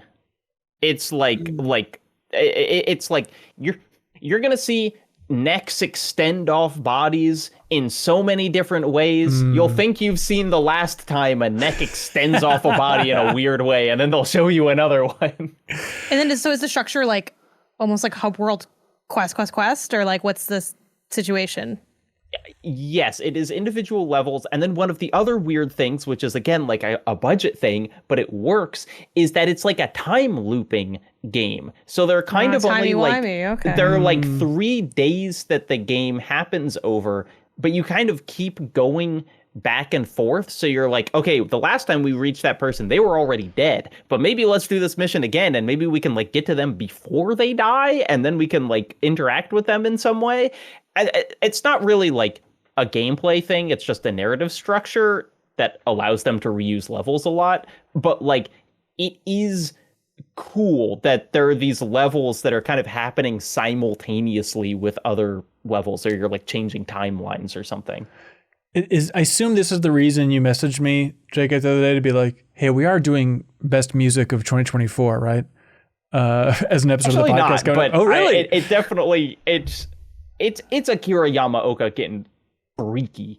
Like if you thought maybe some of his other stuff was too much like a 2001 game that he also did, like this is like let off the leash Akira Yamaoka. Weird Slitterhead. You gonna stick with it, Leo? Yeah, for sure. That's sweet. Kyle Jeffem, you guys think you're cool enough to finish this sucker? It's not running well on Steam Deck right now. Which is a big barrier for me. I don't really like playing games at my desktop. But if it gets patched and it's running well on Steam Deck, which it seems like it could, it's not just like crazy, I thought I saw intense someone game. else saying it. On the subreddit, someone was saying they loved it on Steam Deck. But The opening I don't know. cutscene was like 5 frames a second, so I was like, well, that's too bad. That's because of how cool it was, though. Right. Yeah, you didn't factor that. But I want can't called handle style. cool that much. But but I would love to play it on Steam Deck. So maybe I'll check back in with it and see if it's been updated. Yeah. Leo, you also were like, by God, I just got it, but I am eager to talk about Beastieball. And Janet had also been playing Beastieball. I fired this sucker up. Beastieball is the next game from the creator of MinnMax's Game of the Year for 2021. The creator of Chicory, A Colorful Tale. Their new game from Wishes Unlimited is now in early access, and it's called Beastieball. If you've really been paying attention to MinnMax stuff, we had Greg and Alexis from Wishes Unlimited in the old MinnMax studio to check out this game right when they revealed it, if you remember that video from Sarah and I. But now this thing is actually out. It is Pokemon volleyball, but charming as all hell. Janet, have you been playing this for a while? Yeah, I first played the beta they had, and then I played I'd say most of my time was probably more from that beta, but I have like the early access version of it. And then I previewed it twice. So it was nice to kind of like, have checked it out and then checked it out in full. Yeah, I really, really love it. I don't know how you're feeling about it, Leo, but I think the initial pitch of Pokemon volleyball might not really be that compelling for people to hear, but I think give it a chance, because once I got my head wrapped around how the format actually works, I'm like, oh my God, this is a really in-depth, intriguing turn-based system that's like really keeping me on my toes in a way that you don't normally get from Pokemon, because it's not like about elemental damage or anything, or like a fake version of elemental damage. Like every beastie has like 3 categories. I think it's like spirit, Strength and mind. Strength and mind. And they all like, there are debuffs that can turn into buffs in this game, which is not unique to this game specifically, but it's like, oh, you're beastie sweaty. Well, now I can like do this one move that only works when it's sweaty, and now it's actually like a benefit. Or, oh, I have this move that knocks one of their players out and brings back a different player, and that's great because I weaken that play. And there's just like such a galaxy brain moment to the combat. I think it's really, really cool. And there's like a million other things I can talk about with this, but yeah, Leo, where are you at with your time with Beastieball? I'm 3 hours in and really loving it a lot. I think I've struggled with RPGs a lot in feeling like the fights are rarely balanced. I'm too powerful for stuff, or so underpowered that it's not even worth trying and feels like I'm wasting my time and just using all my revives or whatever. But this having that kind of tactical grid for each fight, which is just 4 squares on each side of the net that you can move back and forth. You get 3 turns when it's your turn. So you move somebody, volley the ball to them, and have them hit it. There's a lot of little variations in that of scoring, like without even doing damage. You can tactically score sideways in a way they aren't expecting or whatever, but also like buffing up your friends and having a shot come in at like way over the other person's damage or health and having it just crush them. Just the animations are so... It's so weird that it works so well for a game that is so cute and so cozy. More cozy than Pokemon. These animals want to be playing Beastieball. It's what they're naturally doing out in the environment. And you're just coaching them and helping them be better at it. And before every fight, every ranked fight, you're going and high-fiving all of them, and like they're hanging out with their friends. There's cool bond stuff that's happening. But despite that, you absolutely whomp these guys and see their face get pounded into the dirt, and it's so satisfying and just well animated that there's all these little moments of big victories in these RPG fights that feel pretty unique. Yeah, the presentation is just off the charts. I think the animation's so fun. Like everything is just presented with so much style. It is up there. And like the music is doing a lot of lifting for this whole thing too. It's like Lena Raine, who did obviously Celeste. Chicory, Celeste. Yes. And it's kind of like it's like her take on basically like a Go Team soundtrack is how to describe what we're working with here. Just like very upbeat, sportsy, a lot of chants and cheers. Like it rules. Yeah, there's just like I think adding to what you said, Leo, where finding what makes an RPG like work for somebody. I think also there's just a lot of variation added. I think there's, nothing wrong with certain kinds of repetition in games, especially in RPG. It's kind of inherently like a repetitive process because it's like you fight and then you fight again. And then like a lot of hours pass and you're still kind of fighting people. But I think there's a lot of fun things added to the discovery of this game. Like the way you get new beasties to your team is you recruit them with like a jersey, and like a jersey is basically like a Pokeball, but it's not like you throw it out like how with Pokemon it's like, oh, you weaken them and then you just like throw the ball out and then maybe you get them, maybe you don't. This has like, after doing a certain amount of matches with a beastie, you gain like info on them, and then that info you can glean like basically like these recruitment challenges where it might say something like use like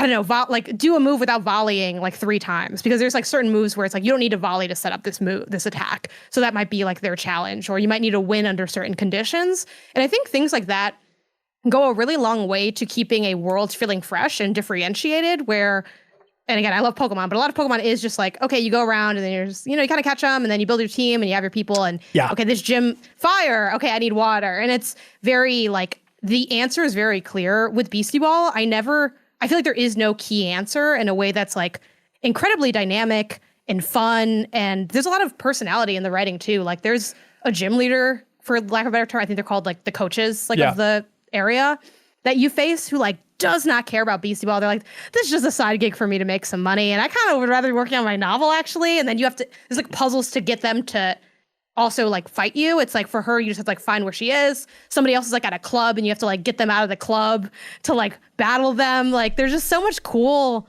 funky stuff going on that I feel like Pokemon Volleyball might not necessarily communicate to an audience directly, but it's like so much more interesting than I think it sounds on its surface, which already sounds a little interesting.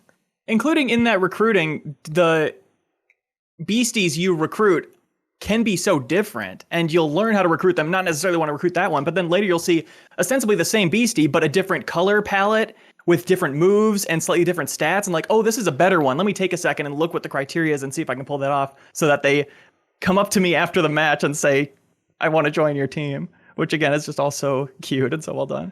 Yeah, I'm still processing this one. Like I love Wandersong and I love Chicory primarily for the writing.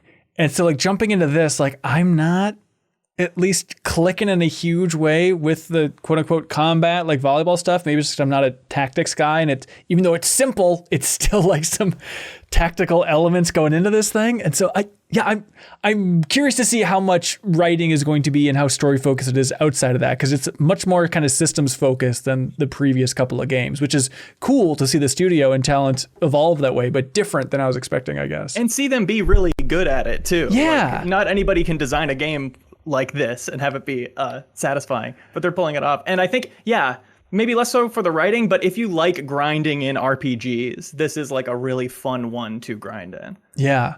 And so it's early access now. It's like early access to the point of on the screen at all times. It's like, hey, press F8 to send feedback. Like they really are eager for feedback at this point. So it's going to be an early access for, I guess, like a year or something like that. So it's still got time before this thing is fully cooked. But I mean, it feels super competent out of the gate. It doesn't feel like a super rough early access that I've encountered so far, at least. I will say, like, it definitely takes time to like learn the systems and understand them. Okay. Like, I feel like I'm still kind of wrapping up my head around it. And that's also been a struggle that the team has like also described in their like preview cycles, where I like sat down for my second preview and I'm like, I gotta be honest with you, didn't know what was going on in that first preview. Yeah. And they're like, yeah, like it's kind of been like a challenge to really like show like there's so many systems at play, but Yeah, it's incredibly compelling. And I think it's not a narrative game, but I think the writing is still really strong. And when I think back on my time of Chicory, I think a lot of people do point to the writing, but I frankly loved the gameplay of Chicory. I thought it was like a great world to explore, fun little puzzles, gave like creative leeway. Like I think they just really killed it with this. Again, the last thing I want to just emphasize is how great like the art is. And that was also a big part of their development cycle. Like they put most of their funds towards art.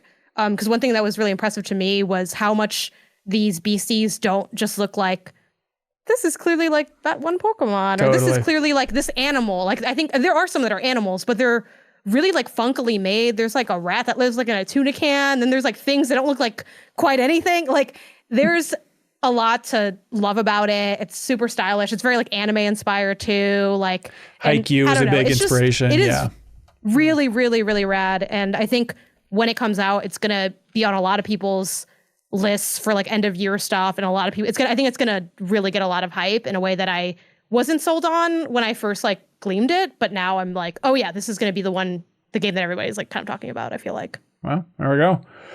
Beastieball. There we go. Great Steam Deck game if you're interested in that type of thing. Jeff Markufava, step right up. Come this way. Come into this booth. Me? Yeah, look in the mirror. Tell me what you see. Just go to the next game, man. We don't have time for this. Metal Slug Tactics. Metal Slug Tactics. You've been playing this damn thing? It's good. All right. It's really good. Great. Yeah, you had brought it up to us. You know, you said we got codes for it or whatever. Is anyone interested? I saw it and just didn't think much beyond it of like, hey, it's a tactics game and it's got the Metal Slug art style and that looks cool. The end. Yeah. Let's check it out. And it didn't take long to realize that there's actually a lot more going on in it in terms of being a, you know, XCOM style tactics game that makes it really interesting and makes it feel different from a lot of other tactics games. I think they did a great job kind of capturing the style of Metal Slug. I'm not a huge Metal Slug fan to begin with, you know, all caveats out there for you, but they not only does the pixel art translate really well to an isometric viewpoint, but they like captured the run and gun aspect and the action aspect in a really interesting mechanical way, because when you're doing these missions, you have like three guys that you're moving around. Every guy has a movement and an action that you do each turn. If you do your action first, you usually don't get your movement. All very like boilerplate XCOM kind of tactics stuff. But then they have these systems, this adrenaline system and a dodge system, where basically the farther you move a guy in these very, very small, like cramped maps with a ton of enemies, the farther you move them, you get these two resources. And the adrenaline is basically just a currency that you use to use each character's special abilities, which are really powerful and varied from each character. But then the dodge basically will negate, like whatever number your dodge is, it will negate that much attack damage from every attack that person suffers during that round. And then you also have like basic cover that once you get a character in cover, it doesn't care about like line of sights or anything. The person can be right next to you on the same side of the cover, but as long as you're in that spot, that's also negating damage. So when it finally clicked for me and I realized how I'm supposed to be playing this game is there was a map where there were like, you know, 6 of these sword guys, and each sword guy does 4 damage when they hit you, and each of your guys only has 10 damage. So it's like you get hit 2 or 3 times in a single turn and you are dead, and that can very easily happen.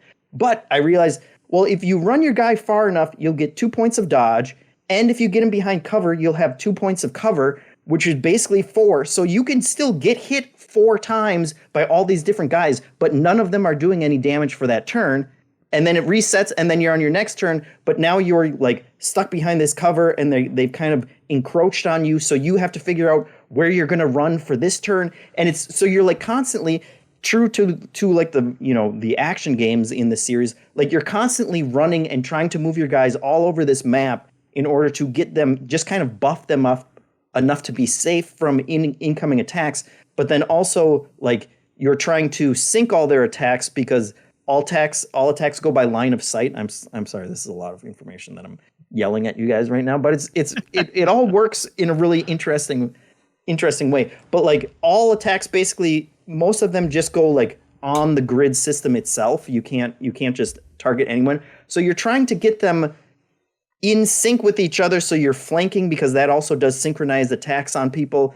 And so like sometimes it's like, well, I'm going to leave this guy out of cover so that he can actually hit these enemies, because if I put him next to the sandbags, he doesn't have anyone that he can actually hit, so I'm going to leave him out there. And oh, by the way, that like this character has a bonus which lets them move if they do a synchronized attack. So as long as that guy's grenade hits that one, he'll attack that one, and then I can move him the extra. And there's just like very like combo heavy actions that you end up getting into, and then you're upgrading your characters in between each map, and it ends up feeling really different. For if you've played a lot of turn-based tactics games, like I have, it has a very different feel, and it's constantly pushing you to like put these little guys in danger during these missions, which is also interesting because if you get them all wiped out, it is like a very light roguelite game where it's like if you get all your guys KO'd and you don't have the reinforcements, like your run just ends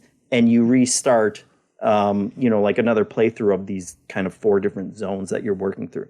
But it all just works super well, and they have like these big boss fights after doing a couple missions. You'll have a big boss fight, which is very like classic Metal Slug. You'll go up against like a big, like battleship that has like 50 guns on it, and it's constantly like highlighting zones that are going to explode the next turn. And so you're trying to run through all these environments while dodging the different enemies and stuff. And it works surprisingly well if you're into tactics games. It feels completely different from a lot of them. It looks damn good too. Like if you like pixel art, it looks very good. Yes. Check it out. It seems like some reviews have been mixed, and they were talking about that it seems like the primary thing that people have complained about has been bugs. And I'll say, like, when I first tried to play it, we got the Steam code a little early, and I tried to play it on the Steam Deck, and it was like completely broken. Like you could not it didn't have controller support implemented yet. Yeah. The game was in French. There was like no music on the title screen or anything. So like I tried to boot it up once, and I was like, no, I'm gonna wait until it's been out a couple days. And once it updated, I started playing a couple days after it comes out, and I haven't run into any bugs. So don't let that scare you off too much. And it is great on Steam Deck, like so many games nowadays. So yeah. Definitely I was very pleasantly surprised going into it as, like I said, not a big Metal Slug fan, but just it kind of looked like it might be an interesting tactics game, and they really knocked it out of the park for translating a completely different genre into a tactics game and making it feel like its own. Like it very could have easily just been like, okay, we made a boilerplate tactics game that doesn't particularly feel like Metal Slug, but they like really captured the spirit of it and gave us a different take on the genre. Better or worse than Tactical Breach Wizards? And don't say, oh, they're different games. No, you're not. I'm yeah, not at all. I'm enjoying Metal Slug more at this point. Oh wow, okay. Like it is scratching that XCOM itch for that kind of combat, but it's not. I don't like XCOM can feel like such a slog sometimes, and this both in terms of like singular missions are really fun puzzles to try and figure out, but then the progression, like the roguelike progression, is not it's not as punishing as a lot of games. There's not like the meta, like the XCOM meta, where like if you don't build out your base right, you're going to be screwing yourself 30 hours down the road. It's just a series of these little missions that are randomized enough. Like the maps kind of stay the same. Like they have a selection of maps for each zone, and those kind of stay the same, but like enemy placement changes and what power-ups you're getting for your different weapons and stuff changes. So you're the loadout of your characters and your kind of core group. You're unlocking other soldiers that you can play on future runs and stuff. So that kind of stuff builds and feels different from one run to the next. But it's not like everything is still heavily authored. It doesn't feel like you're playing in randomized levels that don't mean anything. There's intent there that you can kind of figure out these little puzzles. Right on. Metal Slug Tactics, everybody. It is out on everything. Also, I don't know. It's always nice to give a recap, but like Slitterhead, that's out on everything but Switch, in case you're curious. So yes, we're going to keep talking about Slitterhead. We're going to slip in a Slitterhead here and there throughout the entire show. Slitterhead fact updates. Don't worry, everybody. Keep those positive comments rolling in. Also, Metal Slug Tactics doesn't feel gross to say out loud. Okay. Is another bonus. That is true. It is. Slug is kind of gross. Yeah, that's true. And it is an SNK game who's fully owned by Saudi Arabia at this point. But other than that, it's not a gross game and it's all good. Hey, Leo, what is this? I Am Future Cozy Apocalypse Survival? What? What is it? You knew what that is. No, we're panicking. I'm glad you played this because I've heard some things about it and I've been kind of sort of stepping back and waiting to see where things landed. So what do you think about it? If you're ready for the Leo take, I'm surprised how much I like it. I like it a lot. Okay. Hell yeah. It's a farming survival type game. You know whether you're into that or not. I would say the twist about this is it is on the smallest square footage I've seen a game like this take place in. I'm into it. It is pretty much all on one roof that you're unlocking different segments of. And eventually I'm almost at unlocking the second roof. So maybe that changes everything. But then I'm like, so do they stack? No, it's adjacent. Oh, okay. That's probably safer than stacking them infinitely, like a Tower of Babel. Can you make get a really long pole and kind of Last Jedi it across and go to the other one? You would do great in this situation, but that kind of ingenuity. Oh, is it? Okay, never mind. That's the least relevant question possible about this game. I guess is how do you get to the second roof? You build a bridge bit by bit. Okay, fine. But no, I am interested where it's like, okay, you build out this post-apocalyptic thing, got it. But like that hook of like you're on a rooftop and the world surrounding you and below you is all destroyed. Like we should be fried from these games. But I saw this, I was like, that's a good hook. I want to be on a cute little rooftop building out a little paradise. That sounds cool. You're sending out your drone to explore different little regions to bring back resources. And the way they manage the tiny square footage is that it's really dense with a ton of junk. And you bit by bit can start to tear it apart. Just like ripping the planks off of a fence, but then it's got a metal frame that you can't destroy yet. So that's still there until you level up your tools further. And you're just trimming away at these different layers of these complex objects until eventually they become nothing and you have the space to build on over the course of many hours. But it's really interesting, you know, draining the liquid from this big tub and then sawing the tub open and then just the base of the tub is left. But it's like, oh, I can't get to that yet. And then eventually being able to. And there's also little appliances you're tearing apart in this little mini game where it zooms in big on this microwave and you're unscrewing everything, pulling off the outer shell and then pulling out the microchips bit by bit. And the minigame is figuring out what order to do everything in where it works. And you're actually getting individual resources. Pull the microchip out and then you have a microchip to use. It's all about drilling down on these tiny little interactions rather than having like a big spread of broad interactions in a way that's so simple. It's just the tiniest like dredge-like mini games maybe of pushing the stick in a certain direction, but not too much. But it is enough to make it really satisfying to just peel that roof full of junk apart bit by bit by bit. It does seem cool. What is the like what would you say is like the daily flow? Like a lot of people, you know, pick these, I'm every day I make sure I do X, Y, and Z. Like what does the session of this game look like? It's a lot of getting going on the basics. There's every day new things grow, so you're like plucking from bushes and sawing down new trees and stuff, but also tending to your own farm.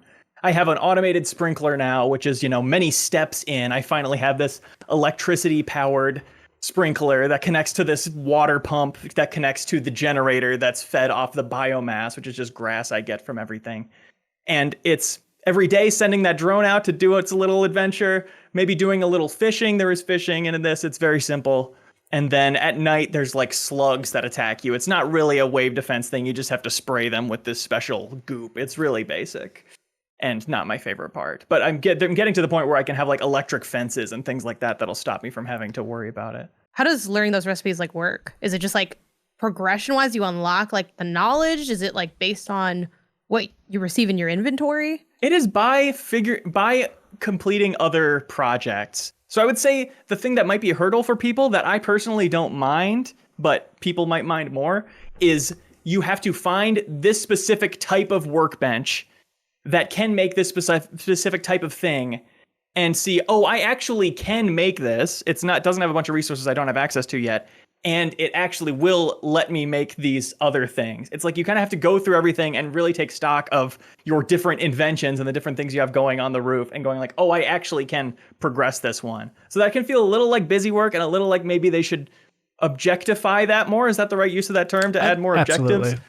Yeah, but I find it satisfying and helps me like really learn what I'm doing, because you're this smart scientist person who's using their environment in a cool way, and that's like bonding me to that fantasy. And the other cool thing is little minion robots you eventually get to build that you can have set to do different things, to water your plants, to work on your construction projects, or just to collect things and bring them to your plank storage or whatever. And you'll see them buzzing around the roof and they have a little thought bubble of what they're going to go do, or carrying a plank. And it's like, I'm bringing it to this blueprint. That stuff is really cute and so satisfying to set up a blueprint and go about and do your business and just watch it get completed bit by bit without you having to interact with it. That is a really satisfying thing. It's so sweet to like learn about this game as it's going 1.0. Like it's been in early access for a while on Steam, right? So the fact that it's like, all right, and it's been cooking and here you go. A lot of ideas have been thought through for a very long time and time tested with the community. Here you are. So yeah, it's cool. It's out there now. So I Am Future, Cozy, Apocalypse Survival.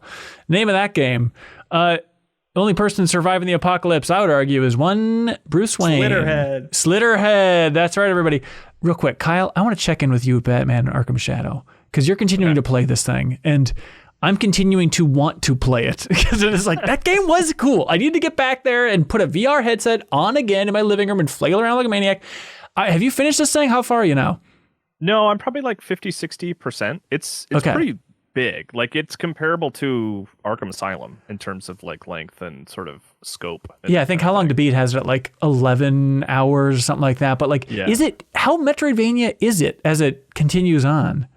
Not as much as Arkham Asylum, right? Which I am grateful for. You actually end up in Blackgate for the majority of the game. Like the part that I think you've played, Ben, is just the prologue. Like the game takes place in Blackgate. Like Bruce has to go in there to figure out some deadline apocalypse that the Ratcatcher is teasing, and like he spends. Sometimes he's wearing a mask, like going around as a prisoner and like talking to people and putting on a fake accent, and you can see yourself in the mirror and you look ridiculous. And then sometimes, and then at night you are like, you put on your Batman gear with your Batcave that you have set up near the prison, and then you sort of like roam around the prison and like get stuff done. And I'm still really digging it. Like I got in the combat continues to be interesting. Enemies are now holding knives, and when they attack me, I have to actually like go like turn my head to like dodge knife attacks and stuff like that, which is like actually pretty fun. It's good training for real life too.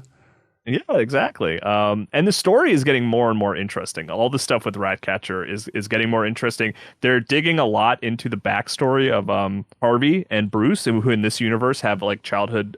They like spent their childhood together. Oh, interesting. And you get these cool memory sequences that like just between chapters you will see like Bruce and Harvey from like an overhead perspective, as if you're looking down at them from the sky, and you'll see this like just this moment of them like watching TV together when they were kids, both having become orphans. And so like the game is getting better and better. Like I'm really having a good time with it, and like the only reason I'm not playing it more is because it's just hard to I have to make specific time to play VR games. VR time is a whole different setup. I'm going to play Batman for an hour, which is a lot harder than just like booting up something on my Steam Deck for 20 minutes. Yeah, something like Slitterhead. I mean, here's the thing that's freaking me out, Kyle. Like, I think this game's cool.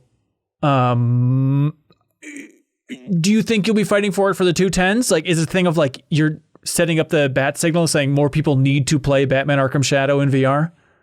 The more I play it, the stronger I feel that it will be on my personal top 10. So I think there is a chance that I will fight for it for the 210s. Yeah. Okay. Because I think it's I love the Arkham games. Like I always like, not that I need to defend the Arkham games, but I think they are some of the best video games, period, for my sort of what I like from video games. Even beyond just being a fan of Batman, I love those games, and they have fully successfully translated that style of game into VR. And it's like, it's fun, and it's like it's a good Batman video game that happens to be in VR. I don't know if that's cutting it down. I don't know if that's like a negative thing to say about it, but like this, especially, I mean, this is the same conversation we had, but especially after Suicide Squad, I am so grateful to have an Arkham universe game that I am just like totally invested in having a great time with. Yeah. So yeah, I if you like Arkham games and Ben, I mean, I would recommend keep going with it, because it, like I said, I actually am getting more and more engaged in the story as it goes on. I've met Harley and Scarecrow. You know, they like work in the prison as doctors and stuff like that. Like, it's the prequel nature of it is fun when you sort of have a better understanding of the full universe. So just really well executed Batman game in VR. Really digging it. That's sweet. Okay, Leo. Last game, everybody. Home stretch before the party begins with the community questions. It's only money. You compared it to Saints Row? Am I remembering this correctly? Yes, it's indie Saints Row, including the like attitude of the opening cutscene of just chaos happening to random pedestrians as the credits of the 8 people who made it appear on screen. You know, it's like a love letter to that era of a 360 collectathon. You know, we're at that point now where those people have grown up, and this is totally an assumption. I don't know how old they really are, but it's like the it's actually the nostalgia for Tetris that creator time was working on it. What's that? The joke was referencing something that happened before you got here, which was that the creator of Tetris helped develop It's Only Money, and he's 69 years old. Nice one, my friend. Thanks, bro. It's co-op. I haven't played it co-op because I haven't. I can't tell my friends to get it. It's like $25, and it frankly looks and plays like a Roblox game, and not one of the better Roblox games. There's some really impressive Roblox games. This is pretty cheap and shoddy, and yet I keep playing it with a podcast. It's pretty It's delightful. the theme of the show. Yeah, I think, we can't help ourselves. Real quick, Leo, when you were talking about I Am Future just a minute ago, I Googled It's Only Money because I was looking at our like list of like podcast games. And so I was watching footage for It's Only Money and hearing you describe a completely different game. And I was like, this is the game he's talking about?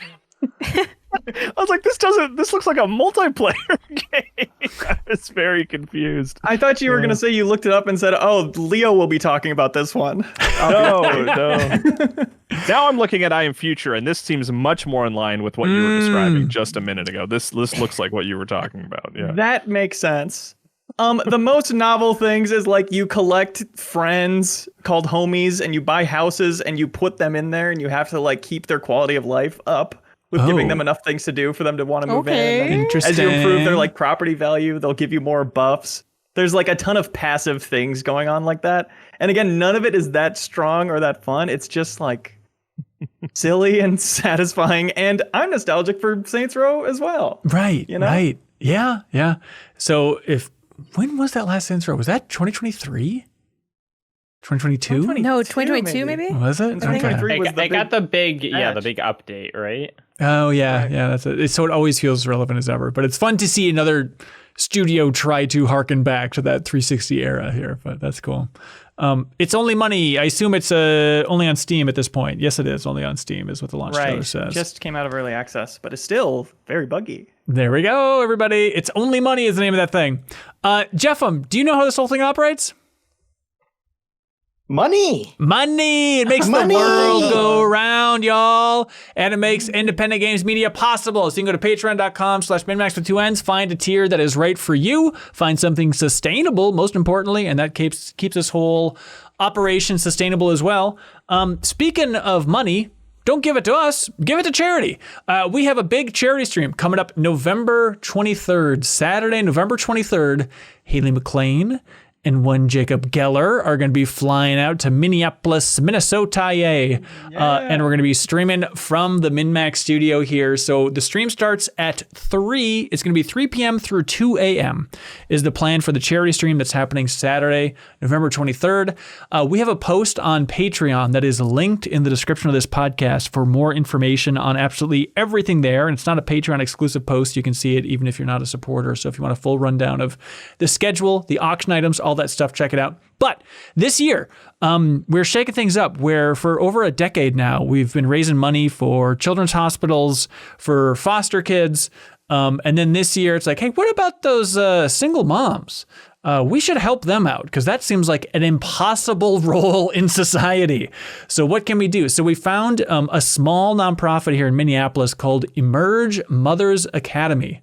The overall mission is to help single moms succeed. So they have parenting classes, grants, mom nights, financial literacy classes, workforce readiness courses, a ton there. They're small, and so this charity drive is going to be a huge boost for everything they do, which is very nice than tossing some money over a big hill into a landfill of other money. This landfill is small, Jacob Geller, is my point. So here we go, everybody. You can go to bit.ly/maxmoms if you want to donate. You donate any amount. Be sure to include your systems in the dedication field. List the consoles you own in there because we have hundreds and hundreds of game codes to give away. So if you donate now up through the live stream itself, there's a chance that you can get a code, but we have a ton of stuff planned. We have a ton of auction items at the top of every hour. We're doing charity auctions. We have a ton of signed copies of Game Informer. If you're a Game Informer fan, we made several Game Informer posters that have never been printed before. Completely hot off the presses, fresh, new Game Informer posters we're going to be auctioning off for charity, so you can check that out. We have collector's editions for stuff like Elden Ring, Tekken 8, Final Fantasy VII Rebirth. We have a ton of fun stuff, like a big Chocobo Stop replica that you can bid on. But also, something I'm very excited about is I have a Rebirth box. Technically, it's a box of cookies, but what's on the inside doesn't matter. It's just like people. What's on the outside is what really matters here. And what's on the outside of this cookie box is autographs from the cast of Rebirth and from the game's director, Hamaguchi, and Katase, the game's producer, who also was the original game's director. All of them signed this thing. I don't think all of their autographs are on anything else because it was at a preview event where they all were at, and I was the only one running around like a madman asking them to sign this thing. And so I don't think all of them have been in the same room together since this. This is a really super rare thing. Speaking of rare things, we have also that we're going to be auctioning off for charity. This one is only if you want to pick it up from Minneapolis. We're not going to be shipping this, but it is a promotional bike from Rockstar from 2004 for GTA San Andreas. They made a very, very few, like a very limited number of these BMX bikes that are GTA San Andreas branded. We have one. We're auctioning it off for charity. Like, look online, try and find one. See what they're going for on eBay there. And this one is in absolute perfect condition. So again, all this money is going to help single moms in Minneapolis. So you can tune in Saturday, November 23rd. Or reminder as well, if you're in the Minneapolis, Minnesota area, you want to come out to the community meetup that is happening Friday on the 22nd of November at Utapils, which is a brewery here in Minneapolis. Utapils. There's information below again with that link if you want to come out to the community meetup and meet us. And we're also having some charity raffles happening there as well. So a ton of stuff to go around. I want to say the BMX bike, you might have to pump the tires up. If anybody saw my facial reaction to you saying it's in perfect condition, that's not because it's not in perfect condition. I just don't want you to expect to be able to like come over and then ride it home. Right, that's true. I could actually pump the tires up for you. Also, you all could of our ride it. ride it on the glasses table. have been on it. Yeah, that's true. And Jeffem So has it's in more even better valuable. condition than yes. Yeah. Yeah. There we go, That's everybody. Yeah. Broken in.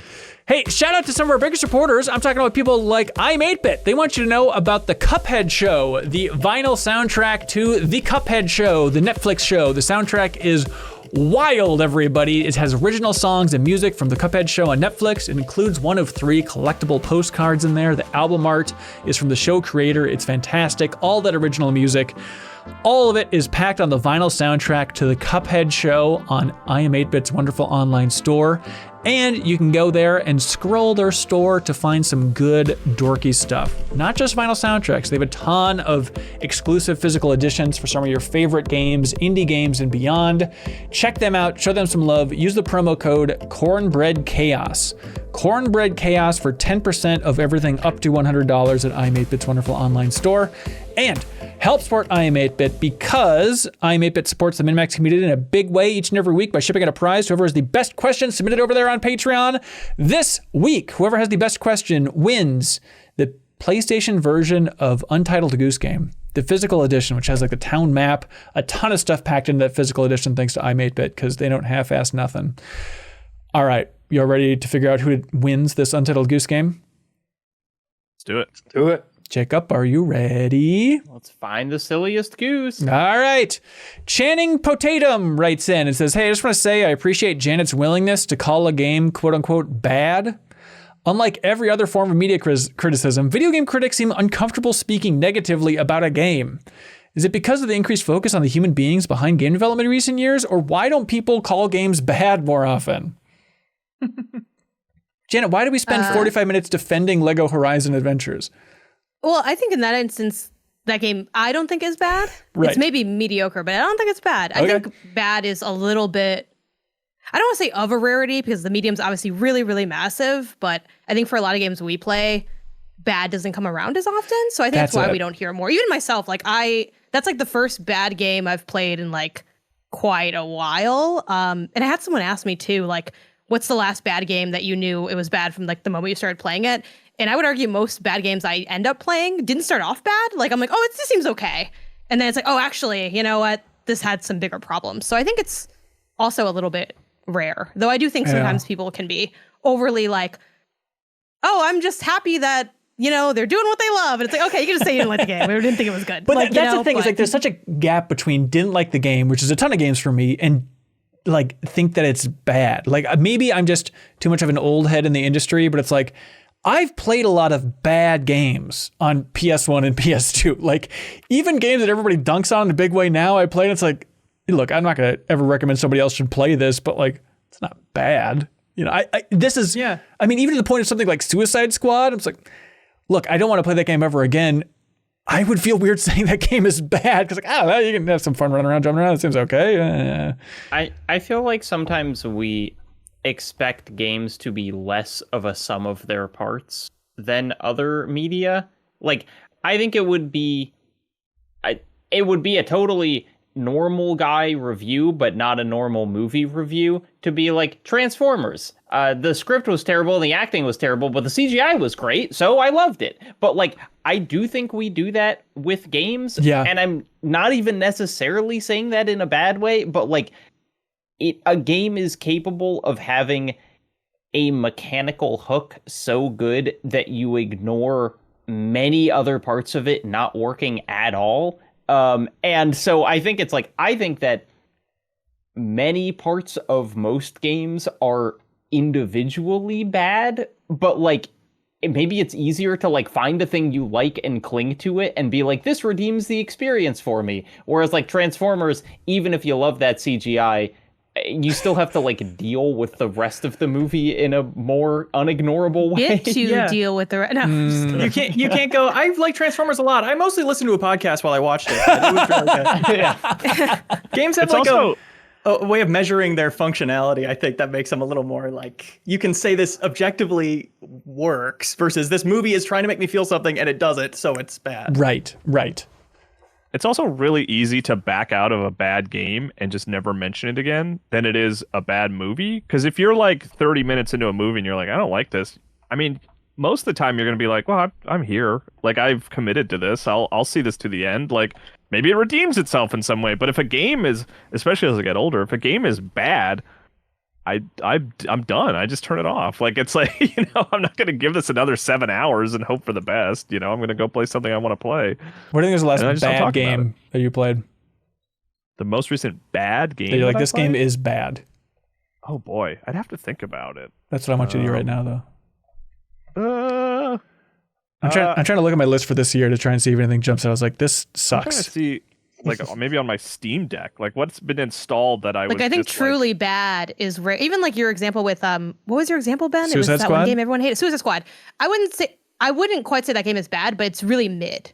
Like it's like one step above bad Yeah. to me. Yeah. Yeah, and to Jacob's point, like Potentially, but I also didn't finish running it, around but- in Suicide Squad could be fun. It was just everything. Saints Row I else thought was just- bad. Sure. I It think started there's. off pretty okay, which was fun when it was okay. I'm looking at my recent games to see if there are any bad ones. Blind Fire. I literally just can't find a match, so have never been able to play it. Oh no. But even So we have then, no way of it's like- knowing. yeah, it might. The version of it that somebody can play might be good. So I can't. Kind of like going to Megalopolis and being the only person in the theater. Mm. You know? Yeah. You're trying to it's make exact same. connections. I'll say Skull and Bones was bad. Oh you go. yeah. I Okay. didn't like that. I didn't like that one bit. You didn't like it or it was bad? Both. Both. Okay. I to the question's point, I do default more to I didn't like this thing. But Skull and Bones was a mess. I think that game critics are afraid of taking their own subjectivity for granted. Where, like, it does feel like there is this fear of saying, like, well, I don't want to say it's bad because someone else might like it. That's Right. true of every piece of art ever made. Yes. Like, you know, it does kind of frustrate me. And it's in part because audiences who listen to video game critics are often very reactive to statements like that. But, like, when a movie critic says that a movie is bad, what they mean is, this movie did not connect with me in a meaningful way. They're not saying no one on earth is going to find this good. I think something that irks me about that too is I think there are instances where like people often tell me that like, oh, why do you have to say it's not that good? Why can't you just say it's not for you? Because a lot of times it is for me. Like it could be a genre I know and like that I don't think is successful. Like, you know, Jeff, I'm sure that's how you feel about Skull and Bones. I don't think you felt like, I don't get it. I think you understood the genre and thought it failed at what it was trying to accomplish. Like, that's why I don't have a big take on Elden Ring. That isn't really for me. I don't think that genre currently gels with me, so I don't really have a lot of interesting commentary to give. Maybe one day I will know that genre more and feel comfortable assessing and critiquing.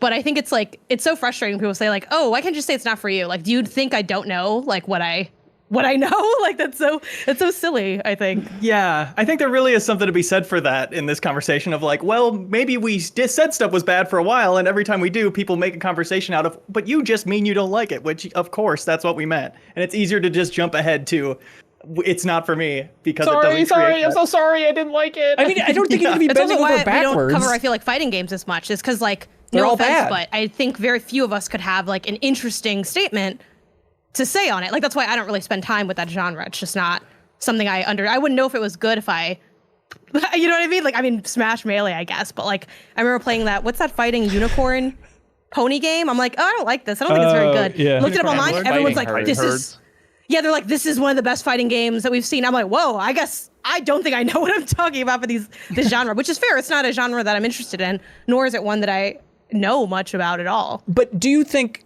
Jacob, to your point of we're all cowards and we need to buck up and share opinions, don't you think it's just a more accurate way of describing things to be like, I didn't care for this? Like, I'm not screaming out there that Star Wars Outlaws is bad. It's just like, it seems like a smarter take to be like, oh, it's not bad. It's just, it didn't land with me. So why not be more descriptive? What's the downside in phrasing it the more accurate way? I mean, you're technically correct, but it's like, that's the, I don't know. You get so into like when you start justifying everything that you feel based on because it's my own perspective and yours might differ. I just think you get so lost in there that you like stop being able to say meaningful things. Like you don't, when you say like the shooting in this game feels good, you don't also feel the need to say like, in my opinion, and you might feel differently. Yeah, I get that. And I know that's a pet peeve of yours, of people calculating every YouTube comment before they say anything. I feel that in my own head. At the same time, yeah, that feels like a different arena than I just think being too, simplistic and saying, this is bad. because people are so averse to like criticism, like whether you're a critic or a consumer, I think we've then also associated criticism with like being mean, where like people are like, why do you have to be so mean? You know, that's so mean. Like what, it's like, it doesn't have to be, I don't think we need to assign like a morality to critiquing a piece of art. I think that's really silly outside of like, you know, honoring the fact that people tried to work on it and not like attacking the people themselves. Like, I think the fact that we put so much, being nice versus being mean, that's also like, I think being afraid to critique negatively is also why people have this averse reaction to negative criticism, because they're so used to, they only like critique when it's positive. Like we critique positively all the time, you know? I mean, and to end this off, I actually don't think critics of most things say that things are bad. Like literally, they do not say that in the same way that a food critic is not like, it was good, you know, because it's like, that's your job. You know, if I'm saying that this game doesn't work for me, I want to say the characters weren't relatable, or, you know, like whatever. And so it's like, I think that a lot of people don't say something's bad because if you're a critic, hopefully you're better at describing your feelings towards something than that. Then again, I'm just thinking of like every site's review scale where it's like, if this gets a 4 out of 10, you look it up in the official review scale and that equals bad. You know, so it's like, well, wait a minute. Well, a lot of those scales were made also have scales. 30 years ago. But yes, your review wouldn't just be like, it was good. Like, you know, it's always going to be more nuanced than that anyway, but. ONS, or Owens as I like to call him, that's a little joke between Owen and I. They say, hello, MinnMax. Can you all briefly talk about the crazy production of Sakurai's YouTube channel? So this is the creator of Smash Brothers. He just wrapped up his YouTube channel. Concepting, writing, and recording 256 videos before anything was ever released is bonkers. Leo, did you get a chance to watch that video? Most of the finale I watched, yeah. Isn't that bananas what this guy did? He's casually like, simple math will tell you that was 12 scripts a day I was writing. Yeah. Making everybody feel bad. Yeah, it is. So, I mean, he definitely has a reputation for being a wild control freak and being very specific when it comes to all of his games. And it's just fascinating. I mean, this is a larger conversation, but it's fascinating to see how all these different game creators are creating their YouTube channels and the angles they're having for them. Where somebody like Tim Kaine from Fallout fame, he's blown up on YouTube, and it's really just, here's 13 minutes of me talking about a meeting that was frustrating that I had in 1997. Compare that to Sakurai, who produced 2.5 years worth of content in like a month. And not just that, like, wrote it all out, recorded it, then also captured all the gameplay footage himself, made rough cuts of everything, wrote every YouTube description, wrote every social media post about this, like, bananas. You sure he did it all by himself? Is that like a big part of, I haven't. Well, yes. he didn't capture all the gameplay footage because he says that the editing company that he used also captured gameplay They did footage. some as well, yes, but the fact that he also got the So ball he rolling hired by an capturing. editing company. Well, so Yes. he didn't edit the videos himself, but I think the crucial part there, which is maybe even crazier than 12 scripts a day, is each video he was like, and it went through about like 6 rounds of edits. And it was like, what's even the point of hiring an editing company? You know, if you were going to like send it back 6 times, being presumably like shorten up this transition. It's unbelievable. I mean, it's like I have a secret fantasy of doing something like that, where I just like get so far ahead that the video I'm releasing now I finished a year ago, you know, for no other reason than like, then I don't need to be worried that I won't make my next deadline. But like, yeah, he breaks down like his work day schedule, where he's like, yeah, I work on my like normal job from like 8 a.m. to 6 p.m. and then I eat dinner and then I work on my YouTube channel from like 7 p.m. to 11 p.m. And I looked up and I was like, he is married, right? Like I guess so.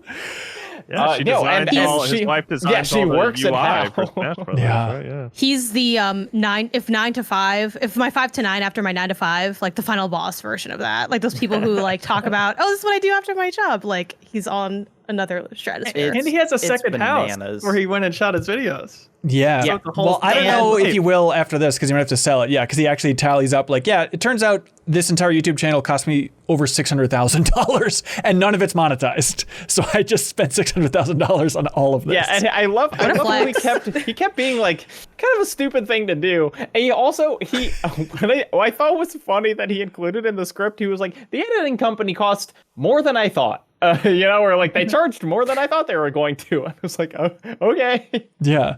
They didn't like my several rounds of tweaks over and over and over again. It is such a fascinating idea of just seeing, if you have that mentality of just being in the Nintendo grind like Sakurai's been, and a lot of it is self-imposed, I'm sure, throughout his entire life. What does that look like when you unleash it in an arena that we have a little more insight in, which is content creation, and we see what he's been doing, and it makes us all look like the laziest pieces of crap God help possible. us when people with real jobs start being YouTube. Yes, exactly. It's really wild. But also very humbling and humanizing. I forget exactly how he put it, but when he's talking about the motivation to do it, he's like, I finally had time off between projects. And I thought, what can I do for this industry?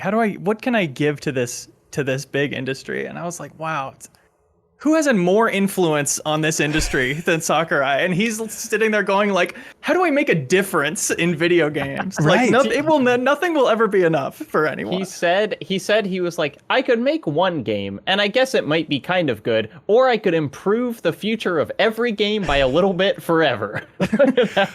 It's a wild testament, though. I love just like, and the YouTube channel is done. Now it just stands as this archive of like, here's all of Sakurai's design lessons. Imagine if we had this for Miyamoto. Imagine if Miyamoto had 600 clams to throw out there on a YouTube channel like this. Just like get all Broke these boy. designs out there. But, I'm sorry, Leo, what'd you say? Nothing. Okay, cool. Philly Eat Steak writes in and says, hey, how do y'all feel about nerdy artwork? Do you proudly display it in your living room, tuck it away in an office, or something else? Don't look behind all of us. Hallway. But I only have two things. I have those, I'm forgetting the company. One of you guys has to know it. The Teardown Company. Oh, that does, yeah, like, the yeah. Stuff like encased. I have like a GBA and a PSP in my hallway, which I'm now like, recently I realized that when you have an apartment, like you don't really get a hallway in the same way that you do at a home. So it's not a very big hallway. You can only fit those two things, but maybe one day if things turn around, we might have more hallway space for more crap. Good luck. I feel Thank like the rule has just got to be someone who doesn't know it's about a video game can see it and think cool art. Yep. Yeah. Like I love nerdy art, but it's like it's never like a character portrait. It's like it's gonna be some kind of cool landscape. It's not gonna have a logo on it. That stuff I feel like you gotta keep in your office, away from public spaces. I do want to print out the same way I wanted to print out and did print out some of the stuff from the Marvel vs. Capcom collection, like some of that concept art, like going through Tetris Forever. There are a couple of those like old Japanese Tetris ads. I'm like, I need that on my wall. That looks so freaking cool. It's amazing. So yeah, hopefully it'll pass the test of people just saying, oh, it's a cool, colorful, abstract design. And maybe they'll say I recognize Tetris, but nothing nerdy about Tetris. It's a cool game for cool people. No, for losers. Oh, shoot. And it's bad. Oh, shoot. God, this guy's becoming quite the critic. Someone finally said it. You're the first person on earth, Leo, to be that brave. He didn't even say in my opinion. Hell yeah. Straight up, it's bad. But how we know that yeah. it's from him? Is it because he said it? I don't know. Ricky Winterborn writes in and says, I had an iPhone 12 mini and I just got a 16 Pro Max. I guess you could say I MinnMaxed it. Yeah, says Ricky. What has been your most satisfying tech upgrade? Same New always phone. RTX 4090 from NVIDIA. Here we go. Hashtag ad. Do you, really though? Does it feel like, holy cow? It's incredible. It's so good. I've not had to tweak the settings on anything since I got it. It just runs in It's so ultra luxurious. maximum frames. Yeah. It's really great. Check out Max Settings, our new show on YouTube, everybody. If you want to see Leo be happy.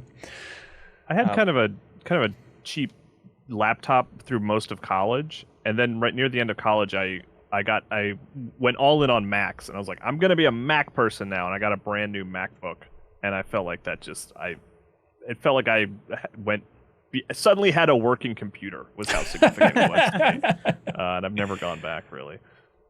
I was trying to think if I had ever got like, I've got like a nice monitor that I like, but it didn't feel huge. The biggest thing, a monitor desk stand that clamps onto the back of it, and so you don't have a monitor base on your desk. That is my favorite tech upgrade, because I feel like I just bought myself a whole desk that was previously taken up with a big monitor stand sitting in the middle of it. Oh man. Wow. So, That's a but good- Jacob, I had the Pretty good. same thought, but I was like, well, it's not technically tech. It's like it's physical. It's hardware. not, but I'm saying it. it makes a huge difference. It really does. Yeah, I love having all that desk space. Yeah, and the monitors just float. The other one is going from a 60 hertz TV as a computer monitor to 144 hertz, because I was playing a lot of Siege at the time, and it instantly doubled my KD. I was Really? like, oh, this is why I need this. Oh, weird. Janet, you got a big one? Other than like the phone one, probably this camera that I'm using instead of the webcam I had before. Sure. So it went from webcam to like actual like Canon camera that people use to record stuff. It's really nice. Smile, you're on a Canon camera. Let's see, we got move on. Evan R writes in and says, "Hey MinnMax, on Bonus Pod, Haley lamented how cringe it was that she liked Imagine Dragons when she was younger. For me, it was Nickelback when I was in high school. For the record, I say listen to whatever you like, but what music did you listen to when you were younger that you were embarrassed about now? Let he who is without cringe cast the first stone." I remember listening to like Nickelback on the radio and genuinely thinking this is great, to the point that I'm confused why it has to be the one band that we all agree to dunk on. It's confusing. I was like, I I'm got still, some bangers. yeah, I'm still nostalgic listening to some of that stuff. Like, really, this is it? This is the bad that we're talking about? I was in middle school. I was Korn. Freaking Oh, loved sure, Korn. sure. Yeah. Way into Korn in a huge way. I could see it. Yeah. Did you get that from your brother? No, that was mine. He was more of a Nine Inch Nails guy. I was the Korn guy, and then we formed the ultimate industrial new metal Uneffable alliance. superhero team. Like I'm a corn boy myself, but Yeah. I've been listening to a lot of like my old music library that I mentioned before, and just, we're constantly shuffling through that. And every time Anti-Flag comes up in that rotation, I'm like, did I really used to like Anti-Flag? What was I doing? So I went through and deleted all their albums from that old playlist. I'm like, it's okay, I can let it go. But then just today, I'm like, let me double check. I'm just going to go listen to The Terror State from 2003 one more time from Anti-Flag. And listen, then I was like, wait, no, I do like this. I'm sorry. It's wormed its way into my soul in a way I'm not proud of. But it is embarrassing to listen to in a group. Plus, that's just you just listen to contemporary music for like an hour. Just like I don't understand. everyone recommends like current hits that you can like listen to, or Whole stream Yeah. is muted to not get copyright. yeah, right. Like Just Anti-Flag's silently new watch music? you listen to a bunch of Sabrina Carpenter or something, and just get your reaction. I can make a lot of faces, I promise. I'll make you She happy. mentions Nintendo. You'd love her. I'll look at the camera. Yeah. Oh, by the way, Leo, I listened a lot to those albums you bought from that Yes. new show, Overflow. Love them. Yeah. So it was like Great. Florence and the Machine, and then Curtis Mayfield, Superfly. Yeah, I've been enjoying both quite a bit because, yeah, I forget if I told you, but like, or talked about it on air, but it was really like a month before you bought those vinyls. My wife and I had a conversation over dinner of like, why don't we listen to Florence and the Machine more often? And so we're playing board games then, and we were playing a lot of it. So it was like unbelievable timing of like, yes, I would like a Florence and the Machine album. This is absolutely perfect. Nice. Yeah, Marie and I were just listening to Florence and the Machine while playing our farm game together. It's great. Oh, how beautiful. Yeah, it's watching that new show Overflow technically with Matt Helgeson and Dan Reichert and you buying vinyls, I've never been more insulted in my life by some of the questions. Because the thing is just like, I don't know, what does Hanson listen to? I don't know, like Rage Against the Machine, that's probably a little too aggressive for him. I don't think he'll be into that. He's not into Beastie Boys. And then like, I wrote down some of the things that Dan Reichert said during that video where he says, does Hanson know about Queens of the Stone Age? I have talked with Dan about Queens of the Stone Age for like hours. Also, Yeah, but Kevin demonstrated a lot of knowledge, okay, there we go. I think. Also, Dan says he seems like he'd know the White Stripes, right? Like, really? You do seem like you'd know the White Stripes. Yes, I listened to a lot of White song, Stripes, but- believe it or not, back in the day. But like the idea of like, I think you might know who they are. And then also, my last question is, in that video, it seemed like everybody recording that video, the three of you are like, well, Curtis Mayfield, of course. Like, I mean, unimpeachable, of course, the best. We got to get him that. And I was like, has everybody had like a Curtis Mayfield phase? Is everybody listening to a lot of Curtis Mayfield secretly, or is it just a name that people know and is, I'm sure it's great, moving on?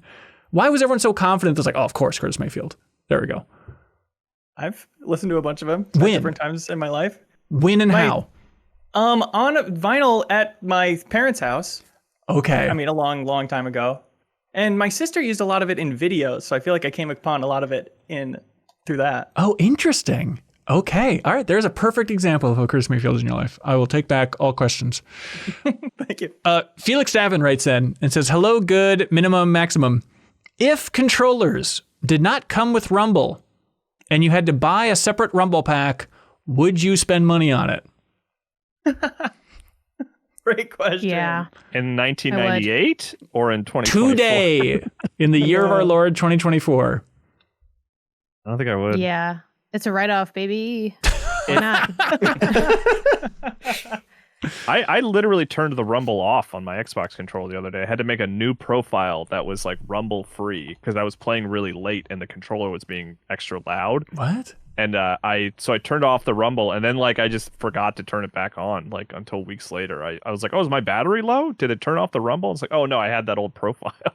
I don't think So I'd my even answer is no. notice. I don't think I would buy a separate Rumble accessory. It is crazy how big of a deal the PS5 makes of being like immersive and sounds great and looks great, and the experience of playing it is just holding something going in your hand the entire time.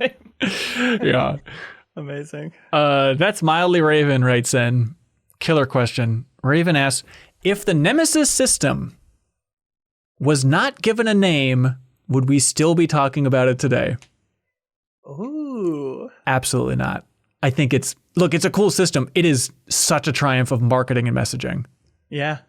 Every once in a while, people would be like, oh, Shadow Mortar was a cool game. But I don't think people would be like, that system is an iconic thing. I think you're right. Yeah. Oh. I don't know. I think true. There's only one contrarian. I thought it was super cool, and it wasn't because of marketing. I mean, you would have to call it something. I don't But think like, so. what would you be referring to it at? Would you just be saying that thing from that game? The core gameplay of that game, I think, is how we just describe it. Like, But would we get podcast questions every other week about what if Nemesis system wasn't this? wait, what? That's true. It gets brought up a lot. Yeah, yeah. Like a procedural hierarchy of bad guys that you're fighting through. Like Right. that was legitimately cool. I don't think it was just they did a good job marketing some sham thing to us that Well, wasn't I important. don't think that's the question. Yeah, I think no. we would refer to Lord of the Rings as like a cool game with that cool stuff. Like there's tons of games that came out around the same time that had cool mechanics that we don't refer to them by name and Right. what they are. Like we're not saying that we would think less of Lord of the Rings. We would just not refer to it as the Nemesis system. It would just been a part of the whole package that we just enjoy. It makes it 400 times more memorable, giving it a name like that. Yeah. We'd be saying, I can't believe that there haven't been more games that have done the thing that Middle Earth game did. But if we'd only be they saying gave it it- a snappy name, we'd have so many. Right. I Exactly. gotta live be in that honest fantasy. too. Up until maybe this second, I don't think I fully retained even what the Nemesis system is because I Ooh. didn't experience. I didn't play it, and all y'all ever say is Nemesis system. So I'm like, I mean, y'all sure y'all said it's really good. I don't know. Janet, what you it gotta is. go back to that game. It's amazing. You need the Nemesis in your dwell on life. So many Negativity. games to go back to. Like having Yeah. Nemesis. Leo, But like it's just I don't know, it comes up a lot. It's like portals with Portal. Because it's a portal, Yeah. It's that's pretty easy. It's pretty What easy to if that refer game to. was just called Holes? Well, we mixed it with Transport that holes. movie with Shia LaBeouf, obviously, Jacob. We'd be so confused. and all we the do time. talk about that a lot. That is also my embarrassing music, I have to say. The soundtrack from Holes. I listen to it all the time. I feel like now I want to go back. I feel like that has to hit a little bit, right? I don't know. Yeah. I will say when Nemesis comes up, I do go to Resident Evil 3 first. In a weird way. His The Nemesis system. His It's like, system oh, you mean for a monster life. chasing you around the whole game? It's like, no. You chasing them. Well, kind of a monster chasing you around the whole game, but in a different way. I typically think of Zork Nemesis, I'm cooler than Kyle. I go back further, so it's just kind of me. That's just me. That's just me. It's not a big deal. No one's winning I did or listen losing. to Korn a lot in middle school, so they called me Freak on a Leash. So Leo's Immersion writes in and says, okay, Kyle. No, they say, I know Halloween is behind us, but I've got one spooky question for y'all. What is scarier? Being the only person on Earth absorbed into a hive mind, or the only person not absorbed into the hive mind? So Wait, really good what's question. the hive? What's You're the only person who absorbs. let's assume it's kind of like Isn't that just your own mind? I think that aren't our brains just like a hive mind of cells? No, maybe it'd be like, say there's like a singularity hive mind machine thing. That's the hive that you'd be going into. No, it's the one that makes sense is the scarier one, because the other one is not a thing that you can even. Also, it's like if you're absorbed into a hive mind, you just stop thinking, I would assume. And so it's like, that's not scary. And usually it's scary because it's like, oh, they're trying to make us all do the same thing. But then once you do the thing, it's like, oh, we're all having world peace because we're all being forced to do the same thing. It'd probably be pretty chill Right. It sounds great. once you're in it.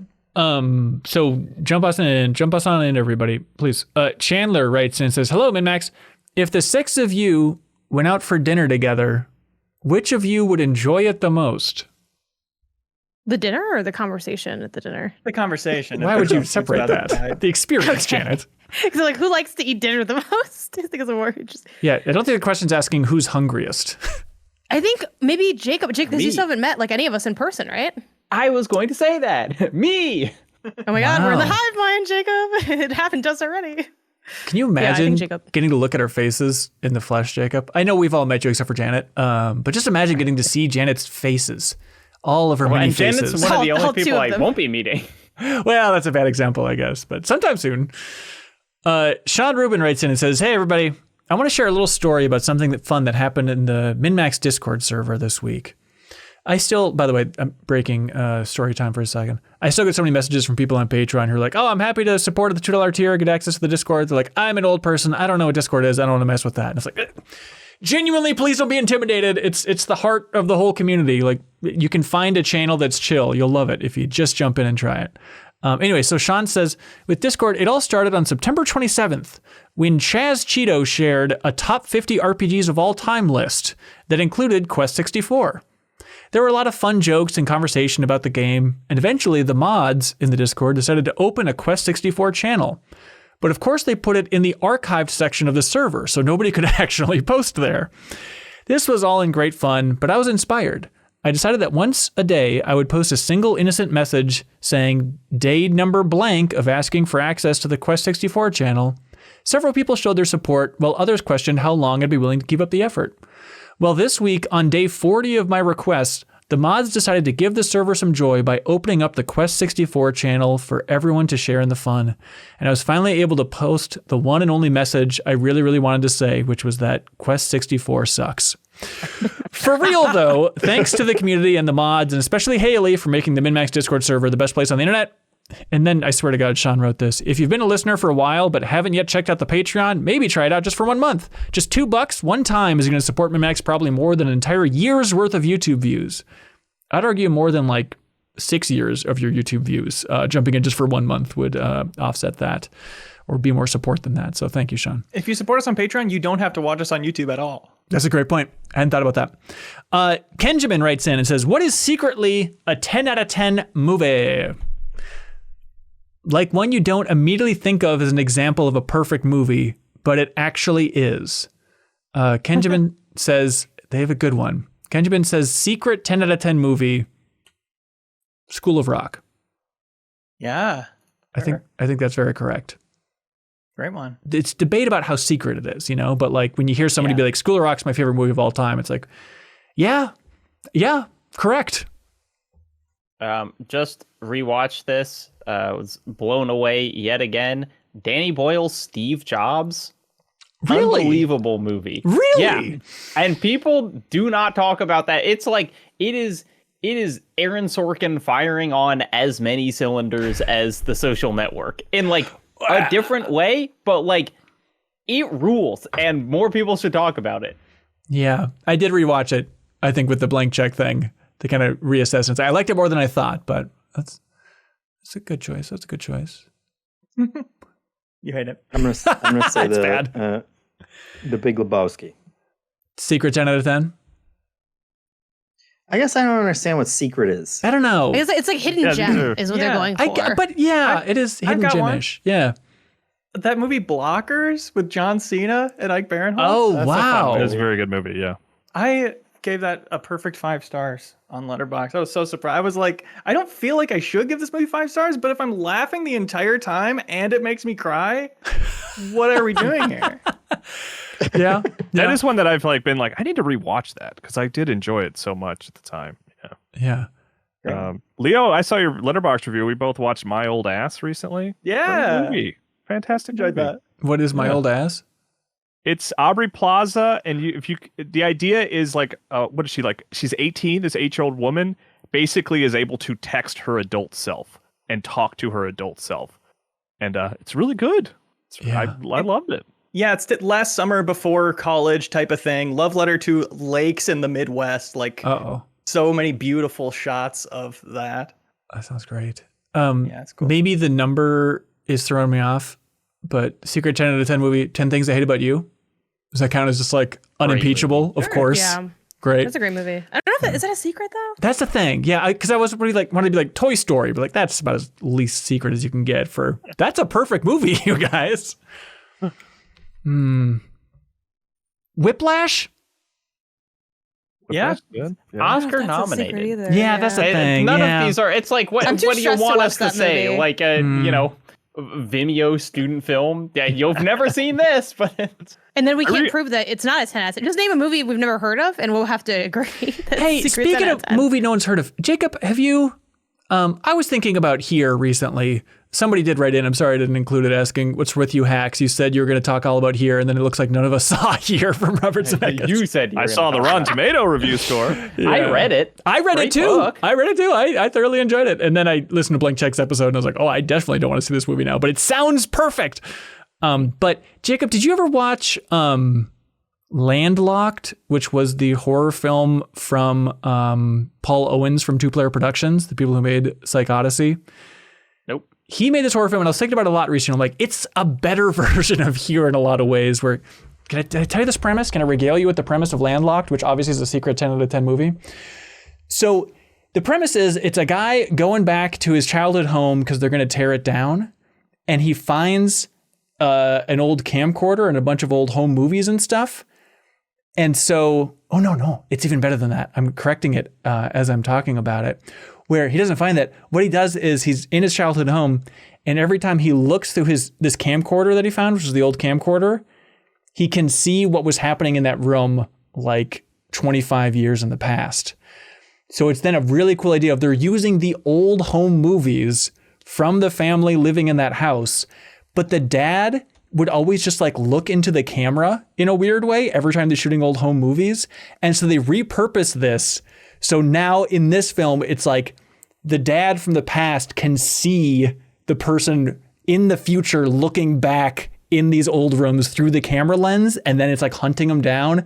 It is a really, really cool, twisted idea that's just like, if you've had a toke or two, it'll really set your brain on fire for just like family dynamics throughout decades. If I have a toke and or like, two, my brain's already on fire. It I doesn't guess matter so. what happens around It's me. really wild. What's it called? I found Landlocked. I found my secret 10 out of 10s. Okay, I got Seeking a Friend for the End of the World. Okay. Haven't seen it, but I take it. 4 Christmases. It's like a raunchy Christmas movie. It's really All right. funny. And Klaus, which came out in 2019, I think only on Netflix. Klaus is Incredible animated film. Yeah. Klaus probably the best of those 3, but I do think Seeing a Friend for the End of the World, I never seen anyone talk about it. I think it's super funny and incredibly like heartfelt and like moving. And 4 Christmases is just like a banger one of those of like the kind of raunchy-ish comedy, like think, 4-Year-Old Virgin, like super bad, that kind of vibe of humor. Super funny. Sweet. All right. What do y'all like for question of the week? The Rumble one's good. Rumble's good. Bad Games was an interesting talk. Bad Games, interesting talker. Sakurai Channel. I was excited to talk about the dinner question. The music was good because of finding out what they call you, Kyle. What'd you say? I said they called me Freak on a Leash. Yeah. They didn't, to Yeah. be clear. That's just the Korn's big hit song. They That's not what I wanted heard. to. we They all wanted remember, to. of course, the I found bullet. out Kyle's flying real through the name, air. Freak on a Leash. Yeah. Jeffem, pick a lane, buddy. I liked bad games. Yeah, that was kind of the biggest talker, wasn't it? We should probably give it up for that. Everybody feeling good? Yeah. Sorry. As good as I can. Channing Potatum. As good as I can. Congratulations. You trying times. you just won Untitled Goose Game. iMapeIt will ship that out for you. Way to go. Thank you for writing it over on Patreon. Now it's time for something that we call Get a Load of This.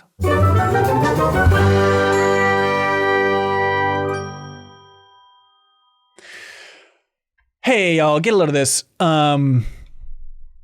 So I was watching this video over from the Corridor crew, all about The Simpsons and the history of The Simpsons, and there's just some obvious things that I hadn't really thought about before, but it was an interesting thing about like history of the animation. What stands out to you about the character of Milhouse on The Simpsons? Same hair color as Marge. Correct, warmer, yes. I think I will refrain because I think I know where this is going because I think I might have seen the same thing recently, and I was very surprised by it. I'd never thought about it. He's basically one of the only characters on The Simpsons to have eyebrows. I was going somewhere different. Okay. Yeah, but it's really odd. It's like his family all has eyebrows and none other of the main cast has eyebrows, which is something that I haven't thought about for a long time. And then also they talk about in that how he was technically invented for a Butterfinger commercial that happened in 1988. Like somebody was trying to steal Bart's Butterfingers and it's like, oh, we need some character. I guess it'll be this dope with blue hair. And I guess we pull him into the show then. So interesting history for Milhouse there. Links below if you want to check out that video. Get a load of this. Y'all heard about this Piglet game? Yes, I did. This is Tell me more. burning up the internet. Piglet's Big Game, a PS2 game about the Winnie the Pooh character Piglet that released in 2003, people have recently rediscovered is the most intense looking has sequences of the most intense looking kind of horror kids media where it is just like Piglet in fixed camera, like Dutch angle positions, wandering around these giant abandoned spaces with like scary sounding footsteps and enemy noises to the extent that it and Silent Hill used the same audio samples for things. Like it is you watch it. I saw a clip of this and I was like, ha ha ha, funny fan mod. Someone put Piglet into like an old PS2 survival horror game. Right. No, it is the game. That's Amazing. Get a load of this. This is some old Halloween news, but I saw this headline. Doja Cat, the singer. Doja Cat praised for dressing up as cult video game character. And I was like, all right, well, let's see what this cult video game character is. It's going to be like Princess Peach or something. It's the sunflower from Conker's Bad Fur Day. Which I was like, whoa, okay, cult video game character. That headline was accurate. And I think she's actually pulled down her Instagram photo of it now at this point. So I don't know if you can see it anymore. But I was like, you could have given me 50 guesses. I wouldn't have guessed that that's what Doja Cat dressed up as for Halloween. Did you have to pull it down because the comments were just filled with people being like, we thought this was going to be Slitterhead. Come on. Thought you were dressing as the Slit. That's why. Stop saying that word, please. Get a load of this. I stole this one from the Discord community. It's from the Bleacher Report. It's a video on YouTube that's entitled "The NBA on TNT Crew is Still Arguing About When to Get Gas."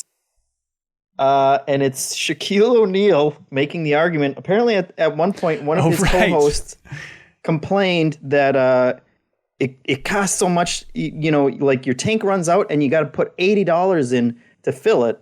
And Shaquille made the argument, and then continued to make the argument over years, apparently, because it's like a compilation, that instead of waiting till it's all the way empty, what you do is you just wait till it's halfway empty, and then you just put $20 in, and then you're fine. It saves money. And then they tried to point out, if you do that, you just have to fill up 4 times, and he stubbornly refuses to acknowledge that that's what would happen. He's like, you're not going to fill up 4 times in a week.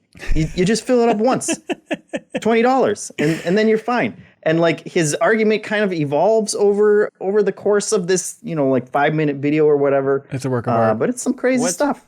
What's messed up is I kind of agree with him.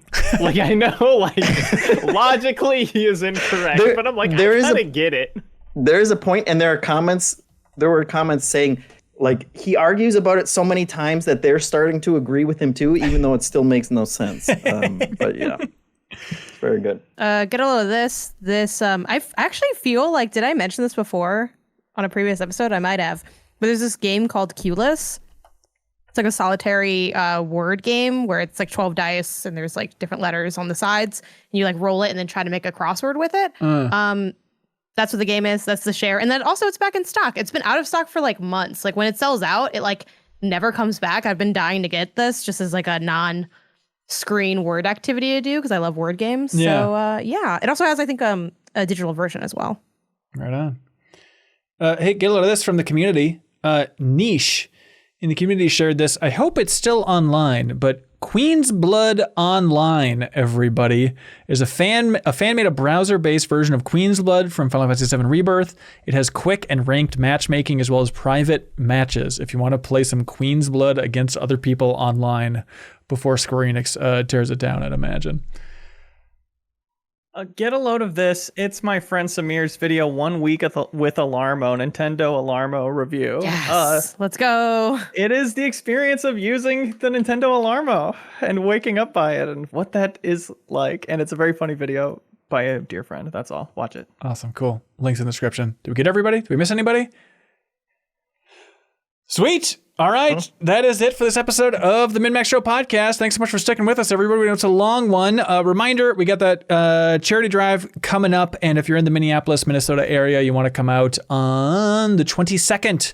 We will be at Utapils Brewing at 7 p.m. Central. So come out and say hello and, donate and get some chances of winning that big community raffle stuff.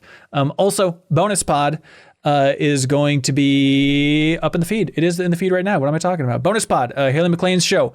It is up in that bonus podcast feed if you're a $5 supporter on Patreon, which just to remind you is how this whole thing operates.